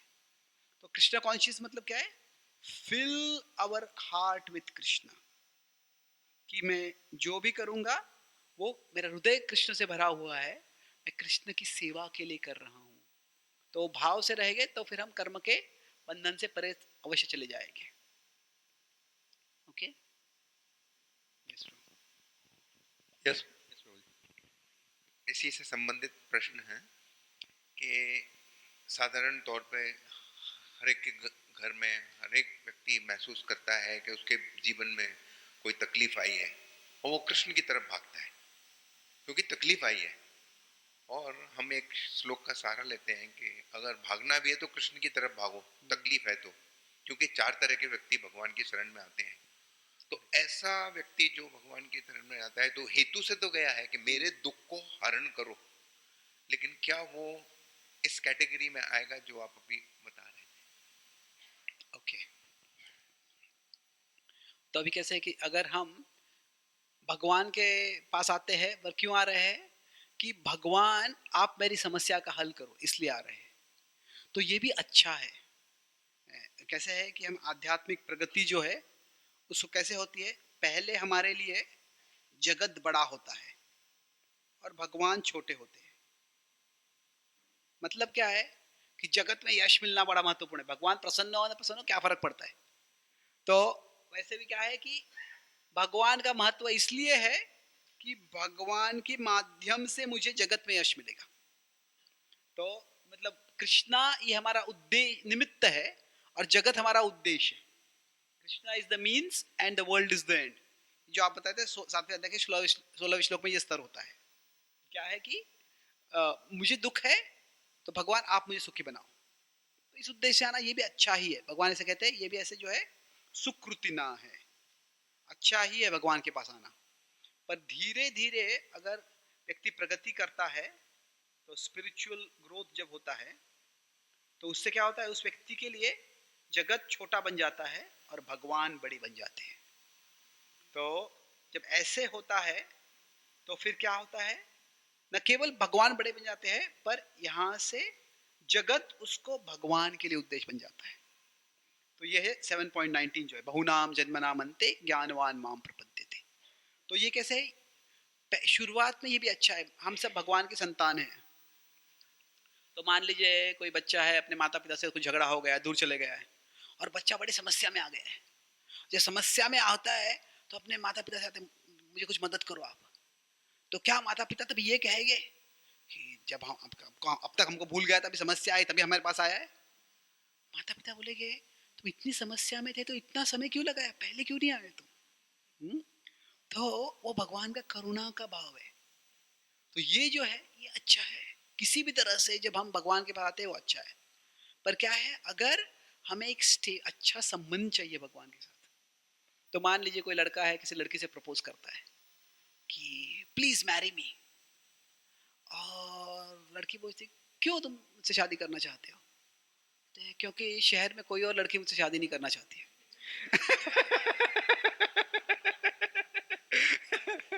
तो अभी ये क्या है, देखिए ज्यादा कोई रोमांटिक प्रपोजल नहीं है ये। पर अगर ऐसे परिस्थिति में वो लड़की उस लड़के का प्रस्ताव स्वीकार करती है तो क्या है, दैट शोज उससे वो लड़की का लड़के के प्रति प्रेम दिखता है, लड़के का लड़की के प्रति प्रेम नहीं दिखता है। जब लड़के के पास कोई और ऑप्शंस हो गए उसके बाद भी उसके साथ लड़के के साथ रहता है वो, तो तभी वो लड़के का लड़की के प्रति प्रेम है। तो वैसे ही क्या है, हम जब भगवान के पास आते हैं, क्यों भगवान ने सब कुछ किया, कुछ काम नहीं कर रहा है, कृपया आप ही मेरी मदद करो। तो हम क्या बोल रहे हैं, वैसे ही कुछ और नहीं हो रहा है, हम तभी भगवान के पास आ रहे हैं। अभी भगवान का ये हमारे प्रति स्नेह है कि वो हमें स्वीकार करते हैं। पर उसके बाद में जब हमारे जीवन में सब कुछ ठीक हो जाता है, कुछ हद तक ठीक हो जाता है, तभी हम क्या करते हैं, okay Krishna thank you bye bye. तो हम करते हैं वैसे। तो फिर क्या है, तो हमारा भगवान से अच्छा संबंध हम जोड़ना नहीं है। तो वो क्या कहते हैं कि दुख में सब भगवान की भक्ति करते हैं पर सुख में लोग भगवान को भूल जाते हैं। तो अगर दुख और सुख में दोनों में हम भक्ति करते रहेंगे तो फिर वो हमारी भक्ति सुदृढ़ हो जाएगी। तो किसी भी तरह से शुरुआत क्यों ना करें, पर अगर हम वो भक्ति बरकरार रखते हैं, और ये कब होता है, अधिकांश रूप से अगर हम भक्तों के संग में आते हैं। केवल सिर्फ मंदिर में जाकर कोई प्रार्थना करता है और प्रार्थना से कुछ अच्छा भी हो जाता है तो क्या ठीक है, अच्छा हो गया, अच्छा भगवान थोड़ी श्रद्धा आ जाती है, पर ठीक है अगली बार समस्या आ जाए तो यहाँ पे आ जाऊंगा, ऐसे होता है। तो भगवान से संबंध जोड़ना है तो महत्वपूर्ण है कि जिनका संबंध भगवान से पहले से है उनसे हम संबंध जोड़े। जैसे सत्संग बहुत महत्वपूर्ण है, उससे क्या है कि हम इस सुकृतिना से महात्मा जो भगवान कहते हैं इस स्तर पे हम धीरे धीरे प्रगति कर सकते हैं। धन्यवाद। आप आइए।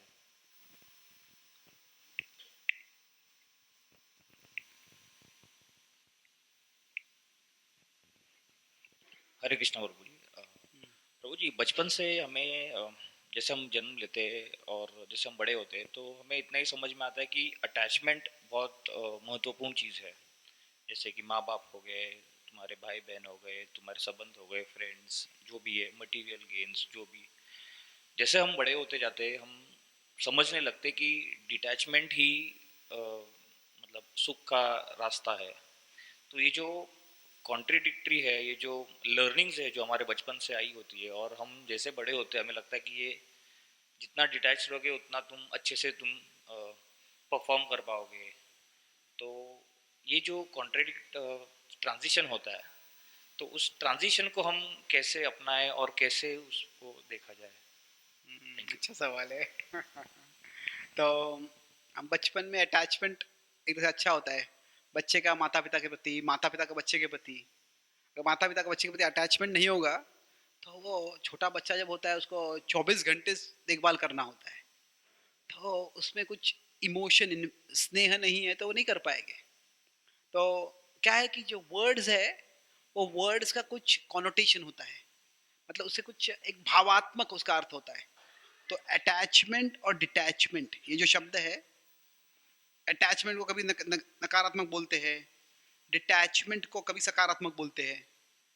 पर क्या है कि ये वर्ड्स को हम छोड़ते हैं और will try to understand the concept. अभी कंसेप्ट क्या है कि हमारे जीवन में इमोशंस, जो भावनाएं है, वो इम्पोर्टेंट है। वो कितने इम्पोर्टेंट है, तो ये जो देखना है हमें। एक एक्सट्रीम है कि वो पूरा व्यक्ति इमोशन से ही कंट्रोल हो जाता है, वो एक है डोमिनेशन बाय इमोशन।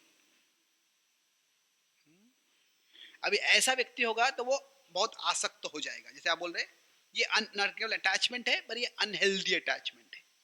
जैसे धृतराष्ट्र था, उसका दुर्योधन के प्रति था। दुर्योधन जो भी बोलेगा वो उसको उसको स्वीकार ही करता था, उसको करना ही था उसको। कोई कहता है कि प्रेम का लक्षण I can never say no to you, नहीं ऐसे नहीं है। कभी कोई किसी कितना भी अच्छा संबंध, कभी कभी नो बोलना जरूरी है। तो इसके इसके विपरीत क्या है, एलिमिनेशन ऑफ इमोशन, कुछ भावना रखे ही नहीं। अभी ये जो है इससे व्यक्ति पूरा कोल्ड हार्टेड हो जाएगा, इससे व्यक्ति पत्थर दिल जैसे बन जाएगा और वो कोई संबंध नहीं रख पाएगा। कुछ कार्य जो वास्तव में भगवान ने ऐसे नहीं कि हमें भावनाएं दी है कि भावनाओं को हम त्याग कर दें। तो इसके बीच में क्या है, प्यूरिफिकेशन ऑफ इमोशन, जो भावनाओं का शुद्धिकरण करना। हमें भावनाओं को हमारा राजा नहीं बनाना है, भावनाओं को हमें वनवास में नहीं भेजना है। क्या है, हमें भावनाओं को शुद्ध करना है। जब हम भक्ति करते हैं तो शुद्ध करना मतलब क्या होता है, जब शुद्ध होते भावनाएं तो एक तरह से उसका रेगुलेशन होता है। कि भावना महत्वपूर्ण है बट इमोशन ये हमारे डिसीजन मेकिंग में एक कंपोनेंट है, वो सोल डिसीजन मेकर नहीं है। तो हम क्या करते हैं, जब प्यूरिफिकेशन इमोशन होता है तो उसके बाद में हम जो कार्य करने वाले, डिसीजन लेने वाले हैं, उसमें हम इमोशन को देखते हैं, हमारे मन के भावना है उसको देखते हैं, पर हमारा रीजन जो है, हमारे बुद्धि को भी देखते हैं। जैसे हम कहते हैं हेड एंड हार्ट दोनों का समतोल होना चाहिए। तो डिटैचमेंट का मतलब ये नहीं है कि एब्सेंस ऑफ इमोशन। डिटैचमेंट का मतलब वास्तव में क्या है, वो absence of domination by emotion. तो ये जो परिस्थिति है, this is the best stage to be in. तो हमें बचपन में जो अभी बचपन में हम बोलते हैं भावनाएं अच्छी है, भावनाएं होनी चाहिए, बड़े बड़े होने के बोलते भावनाएं होनी चाहिए, ऐसी बात नहीं है। क्या है कि बचपन में साधारणतया we are normally in a protected environment, हमारे माता पिता है, हमारे परिवार वाले हैं, तो उसमें क्या है कि हमें जो इमोशंस डेवलप करना जरूरी है। छोटा बच्चा है एक तरह से वो सेल्फ सेंटर्ड होता है। क्या है कि जब भी कुछ भूख लगे रात को रोने लग जाता है, कुछ समस्या रात को जो भी, उसको दुनिया की कोई परवाह है ही नहीं। पर जैसे बड़ा होता है क्या होता है, उसको थोड़ी दुनिया की परवाह होनी चाहिए। मुझे भूख लगी है तो रात को रोके सबको नहीं उठाना है मुझे, तो रात को अगर भूख लग गई तो जाकर माँ को बोलो, सबको रोने के। तो क्या है कि बेसिकली फ्रॉम एक तरह से क्या है, we are very self conscious as a baby, और जानबूझ के नहीं है, वो बायोलॉजिकली उसकी कैपेसिटी नहीं है उसको, बायोलॉजिकली साइकोलॉजिकली। तो तभी क्या है कि जब अटैचमेंट होता है उससे क्या होता है, कॉन्शियसनेस थोड़ा एक्सपैंड होता है. We become conscious of others, कि दूसरों के, मेरे कार्य जो है उसका दूसरों पे क्या परिणाम हो रहा है. तो ये एक तरह से अच्छा है, पर इसको बहुत एक्सट्रीम क्या हो जाता है कि हम too much conscious of others, कि जब हर एक चीज दुनिया मेरे बारे में क्या बोलेगी उसके आधार पर फैसला करेंगे, तो हम कभी कुछ भी नहीं कर पाएंगे. कि हम किसी को नाखुश नहीं करना चाहते, पर कभी कभी लाइफ में हमें ऐसे फैसले करने पड़ते हैं, कुछ लोग दुखी हो गए. तो कुछ भी अगर हमको वर्थवाइल करना है, एक जॉब करना है, कोई अच्छा कार्य करना है, तो कुछ लोग बोले तुम ये नौकरी करो, कुछ लोग बोले ये नौकरी करो. तो किसी लोग मैं एक ही नौकरी कर सकता हूँ, तो इसके जो एडवाइस है उसको ना बोलना पड़ेगा. तो क्या है कि if the easiest way to make ourselves unhappy is to try to make everyone happy. अगर सबको सुखी बनाने का प्रयास करेंगे तो हम खुद को दुखी बना देंगे. तो क्या इसका मतलब है कि सबको दुखी बनाने से हम सुखी बन जाएंगे? ये नहीं है मतलब इसका. क्या है, पर क्या है कि टू सेल्फ कॉन्शियस जब हो जाते हैं, टू कॉन्शियस ऑफ अदर्स, ये भी अच्छा नहीं है. तो क्या है, तो ये खास करके इन्फेंसी में, बहुत ही छोटे अवस्था में ये सब होते हैं, पर टीनेज में जो होता है कई बार वो इस तरह में चले जाते हैं कि जो पीयर प्रेशर तभी बहुत हो जाता है. और जो भी मेरे बाकी बच्चे जो कर रहे हैं, मुझे I want to be cool, I want to be cool kid, I want to hang out with the cool kids, वो कूल बनने में लोग फूल बन जाते हैं कभी कभी. तो क्या है, बीच में क्या है कि हमें we are conscious of both self and society. तो ये क्या है, ये एक बैलेंस स्टेज है. अल्टीमेटली हमें we want to be Krishna conscious, but in terms of social interactions, कि कभी कभी हमें खुद को प्रायोरिटाइज करना है कि ये मेरे लिए महत्वपूर्ण है, लोग नाखुश हो गए तो भी मैं ये करूंगा. और कभी कभी क्या है कि दूसरों को प्रायोरिटाइज करना है कि ठीक है मुझे इतना अच्छा नहीं लगता है पर तुम्हारे लिए मैं ये करूंगा. ये बैलेंस हमको लाना है. तो ऐसे, तो rather than thinking in terms of attachment and detachment, क्योंकि वर्ड से क्या होता है थोड़ा मन में एक, हम सबके मन में अटैचमेंट का मतलब क्या है, डिटैचमेंट का मतलब क्या है, ये संकल्पना अलग अलग हो सकती है. पर इंपॉर्टेंट प्रिंसिपल क्या है कि हमें इमोशंस को कंसिडर करना है, खुद के इमोशंस को, दूसरे के इमोशंस को, पर केवल इमोशंस के आधार पर हमें कार्य नहीं करना है. हमें इमोशंस को हमारे रीजन, हमारे लॉजिक, हमारी बुद्धि से बैलेंस करना है. Okay, thank you. Hare Krishna. Anybody? Mataji? Yes, please. Yes, please, please. Please, please come. Would you like to ask from there? You can come. You can Please. speak loudly, Mataji, you can hear, I think. You can hear, you can speak loudly.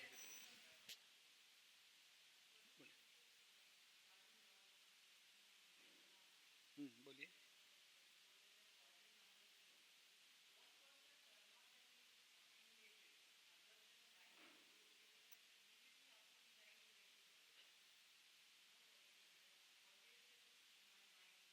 Okay, अच्छा, तो दुर्योधन ने क्या कर्म किया इसके कारण वो स्वर्ग में चला गया.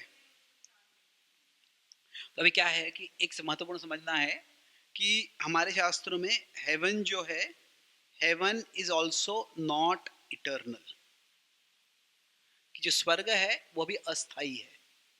तो अभी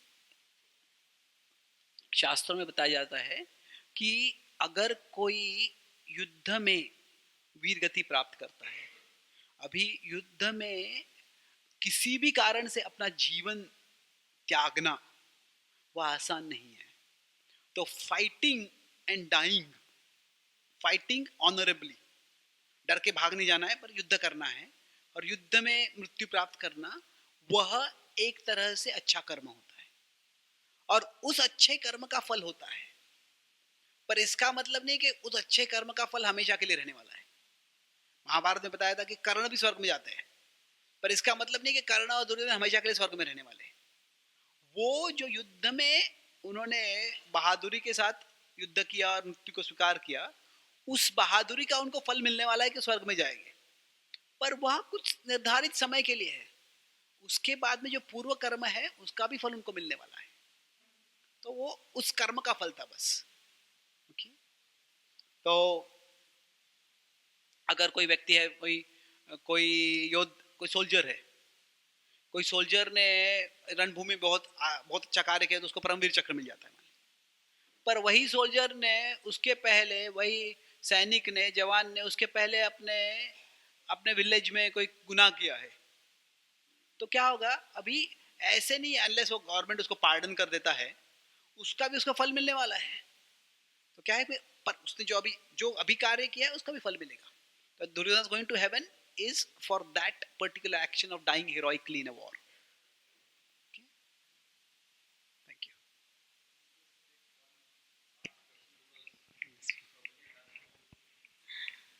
drive eco village. बोलिए, यहाँ पे सवाल है। So yes, Prabhuji. वहीं Last से बोल question. सकते हैं, वहीं से बोल सकते हैं, चेयर बोलिए। प्रभु जी, आपने कर्म के बारे में बताया। कर्म में कई बार हमारी अंडरस्टैंडिंग होती है कि मेरी कुछ अच्छा करने की इच्छा है तो मैं उसको अच्छा कर्म बोलता हूँ, कुछ बुरा करने की इच्छा है तो मैं उसको बुरा कर्म बोलता हूँ।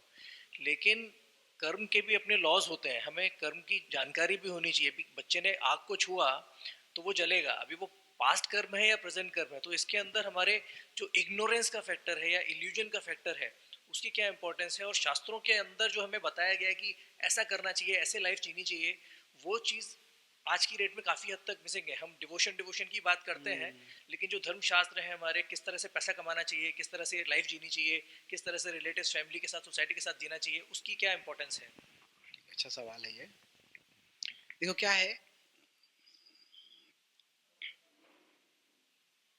कि कर्म जो है, इसको हम दो तरह से समझ सकते हैं। एक है कैटलॉग और दूसरा है कंपस। कैटलॉग मतलब क्या है कि एक कोई ऐसा ग्रंथ है जिसमें बताया गया है ये कार्य करना है, ये कार्य करना है, ये कार्य नहीं करना, ये कार्य नहीं करना, वो कैटलॉग है। वो कैटलॉग हम पढ़ लेंगे तो पता चल जाएगा हमको क्या करना है, क्या नहीं करना है। वो एक समझ है। पर अभी हम देखेंगे जीवन में अनंत रूप की परिस्थितियां आती है, अलग अलग सारी परिस्थितियों का, कई सारी परिस्थितियों में कैसा कार्य करना है उसका कोई वर्णन किसी शास्त्र में नहीं होने वाला है। तो जो कैटलॉग का जो संकल्पना है, इट इज बेसिक, ये जरूरी है कि अच्छा ये अच्छे कर्म है, ये बुरे कर्म है, ये बेसिक तरह से समझना अच्छा है ये। पर क्या लाइफ इज कॉम्प्लिकेटेड। कोई किसी को मारता है, किसी को मार डालता है, वो बुरा है। पर वो व्यक्ति उसको मारने को आया था, ऐसे सेल्फ डिफेंस में मारा है, तो बुरा नहीं है वो। तो क्या है कि लाइफ इज कॉम्प्लेक्स। तो इसलिए जो कर्म का मतलब है, ये दिस इज ओके, बट महत्वपूर्ण कर्म इज अ कंपस। हम सब के अंदर, this is in theology this is called the moral argument for the existence of God. Moral argument मतलब क्या है कि विज्ञान के अनुसार, बायोलॉजी के अनुसार क्या है कि हम सब जो है सर्वाइवल ऑफ द फिटेस्ट है, कि जो भी सबसे शक्तिशाली है वो जिएगा, बाकी सब मर जाएंगे। तो ये भाव है। पर हम देखते हैं मानवों में जो भाव होता है केवल सर्वाइवल ऑफ द फिटेस्ट नहीं है। हम जो कार्य करते हैं कि जो सबसे शक्तिशाली है वो जिएगा, बाकी सब मर जाएगा, ऐसे नहीं है। कई जगह ऐसा कार्य करते हैं, पर सैक्रिफाइस बाय द फिटेस्ट। कि मान लीजिए कोई नदी या सागर के बाजू में हम देखते हैं, हम चल रहे हैं, हम देखते हैं कोई बच्चा डूब रहा है वहां पे, तो अभी हम कोई कहेगा कि बच्चा कमजोर है, वो डूबने दो उसको, मैं जाऊंगा तो मैं भी डूब जाऊंगा। नहीं, अगर मैं शक्तिशाली होगा तो क्या करूंगा, मैं वहां पे जाऊंगा और बचाने का प्रयास करूंगा। और इसका बायोलॉजी से कोई सेंस नहीं है कि बच्चा मेरा रिश्तेदार नहीं है तो मैं उसके लिए क्यों अपना जीवन जोखिम में डालूं। पर क्या है कि सबके अंदर कुछ हद तक ये भाव होता है कि we all have an innate sense of right and wrong. तो ये कल्चर के कारण, ये नेचर के कारण, ये बिहेवियर के कारण वो डिस्टॉर्ट हो सकता है, पर वो एक अंतरंग सेंस सब में है। तो जब कर्म का नियम है, वो इससे ऐसे नहीं है कि हमें एक हमारे दिमाग में एक बड़ा गूगल बनाना है कि हर कार्य करना है तो अरे कौन से शास्त्र में क्या बोला है, क्या बोला है, ये ढूंढो उसके अनुसार कार्य करो। ऐसे नहीं, हमें हमारा जो अंतरंग कंपस है वो डेवलप करना है। और अभी मांसाहार मान लीजिए हम करते हैं, तो अभी ऐसे शास्त्रों में बताया मांसाहार मत करो, वो बुरा कर्म है, उसके बाद हम समझ सकते हैं। पर ऐसे बहुत से लोग हैं पाश्चात्य देशों में, वो वैदिक शास्त्रों को नहीं मानते, शायद उनके धर्मशास्त्र में मांसाहार के बारे में कुछ बुरा नहीं बताया है, पर फिर भी जब वो देखते हैं कि जानवरों को जब मांस खाते हैं तो उसके बदले जब जानवरों को कितना अत्याचार होता है उन पर, कितना दुख होता है उन पर, लेकिन मुझे नहीं खाना है मांस, तो क्या ये एक इनेट कंपस है, वह भी जागृत होता है। तो कर्म के अनुसार जीवन जीना मतलब क्या है कि we connect, we activate our inner compass. तो शास्त्र को समझना अच्छा है, बट कर्म जो है वो केवल शास्त्र को समझने से पता नहीं चलता है, क्योंकि हमारे जीवन में अनेक समस्या आने वाली, अनेक विचित्र परिस्थितियां आने वाली है। तो हम जितना हमारा खुद को, हमारा जो अंदर का कंपस है वो डेवलप करते, जितना हम शुद्धिकरण करते हैं खुद का, तो वो कंपस और एक्टिवेट हो जाता है, उससे हम जो सही कार्य कर पाएंगे। तो जो एक्शन है राइट और रॉन्ग, कौन सा राइट है कौन सा रॉन्ग है, इसका 3 चीजों से फैसला होता है। एक है कंटेंट, क्या एक्शन किया जा रहा है, ये हम शास्त्रों से कुछ हद तक सीख सकते हैं। पर दूसरा है इंटेंट, मैं क्यों कार्य कर रहा हूं। और तीसरा है कॉन्सिक्वेंस, इस कार्य से क्या फल होने वाला है। तो ये तीनों देख के हमें फैसला करना है कि मुझे क्या करना है, अभी इस परिस्थिति में क्या सही है क्या गलत है। तो इसलिए कर्म इतना ही नहीं कि शास्त्र पढ़ के सबको क्या कर्म सही है क्या सही पता चल जाएगा। जरूरी है कंटेंट जो है ये हमें स्क्रिप्चर से, ये हमें जो कैटलॉग से है, जो कैटलॉग जो है वो समझ सकता है, पर जो इंटेंट है, जो कॉन्सिक्वेंस है, ये कैसे समझेंगे हम, ये हमें कंपस डेवलप करना है। ये हम दोनों शास्त्रों का पढ़ना है, पर हमें कंपस भी डेवलप करना है। तो कुछ लोग बहुत शास्त्र पढ़ सकते हैं पर उनका कंपस नहीं डेवलप होगा, कुछ लोगों ने कुछ शास्त्र नहीं पढ़ा होगा फिर भी उनका कंपस डेवलप हो सकता है। आइडियल है कि दोनों है, कैटलॉग भी समझा है और कंपस भी डेवलप किया है। Okay, thank you very much. Shrimad Bhagavad Gita की जय। Thank you. Can we have the lights on? Prabhupada की, गौर भक्त वृंद की जय। Very well. I just asked them to put the lights on.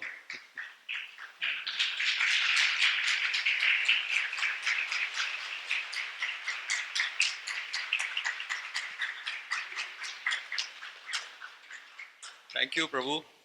He has a very tough and a busy schedule. I picked him up from the temple at 12. Before that, he was in Maharaj's class. Before that, he was... Prabhu movie खत्म होने के बाद credits को किसी का interest नहीं होता है। नहीं, it's okay. It's all right. It's all right. And he had his lunch in the car while coming over here. He had another session from 2 to 4, online session with some people. Then he was talking to my kids for some time, and now he's here. Now he's going to GVs. And amongst all of this, he's also writing another book. So he's already the author of 27 books. Am I right? Yeah. Is this the 27th or 28th? Yeah, 28. Oh, this is the 28th book. So, Gita for the CEO, this is his latest book, which he's written. And it's available at the back, and he will also be most happy to autograph it. And I haven't read the book yet, but we are all CEOs in some respect or the other. हम सब हमारे जीवन के CEO है। Exactly. At least हम अपने family के boss तो मानते ही हैं भाई। Though our boss is somebody else, but हम तो मानते हैं हम बॉस हैं। But anyway, sorry. या ओके, थैंक यू। सो जो ये किताब है ये लगभग मैंने 15 साल से मैं इसका विचार कर रहा हूँ कैसे लिखना है, कि गीता में मुझे बहुत रुचि थी पहले से ही। तो गीता का और लीडरशिप का क्या संबंध है उसके मैंने बहुत विचार किया, वरिष्ठ भक्तों से बात किया है।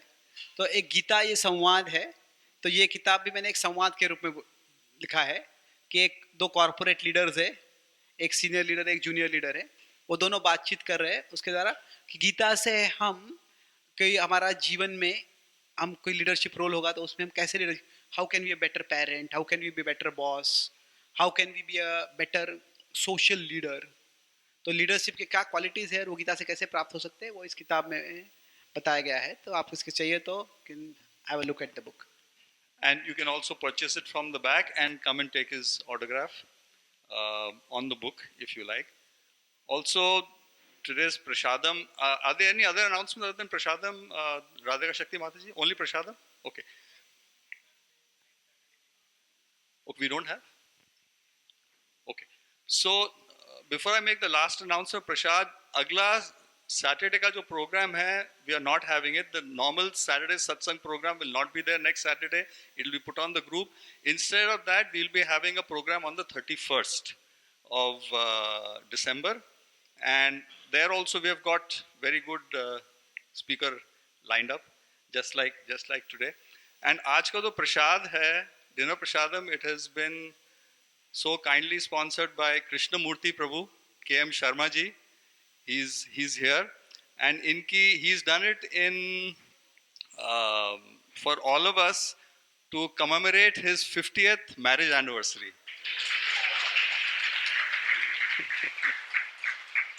Sharma ji jo hai, he stays in. We are lucky to have him staying in our building. He shifted about a year back. हमारे building में रहते हैं 10th floor पे, and his wife couldn't come because wife has gone to pick up the daughter who's coming from London. So वहाँ गई है. And Sharma ji, he's from Hathras, and मैं उनसे कल ऐसे ही बात कर रहा था.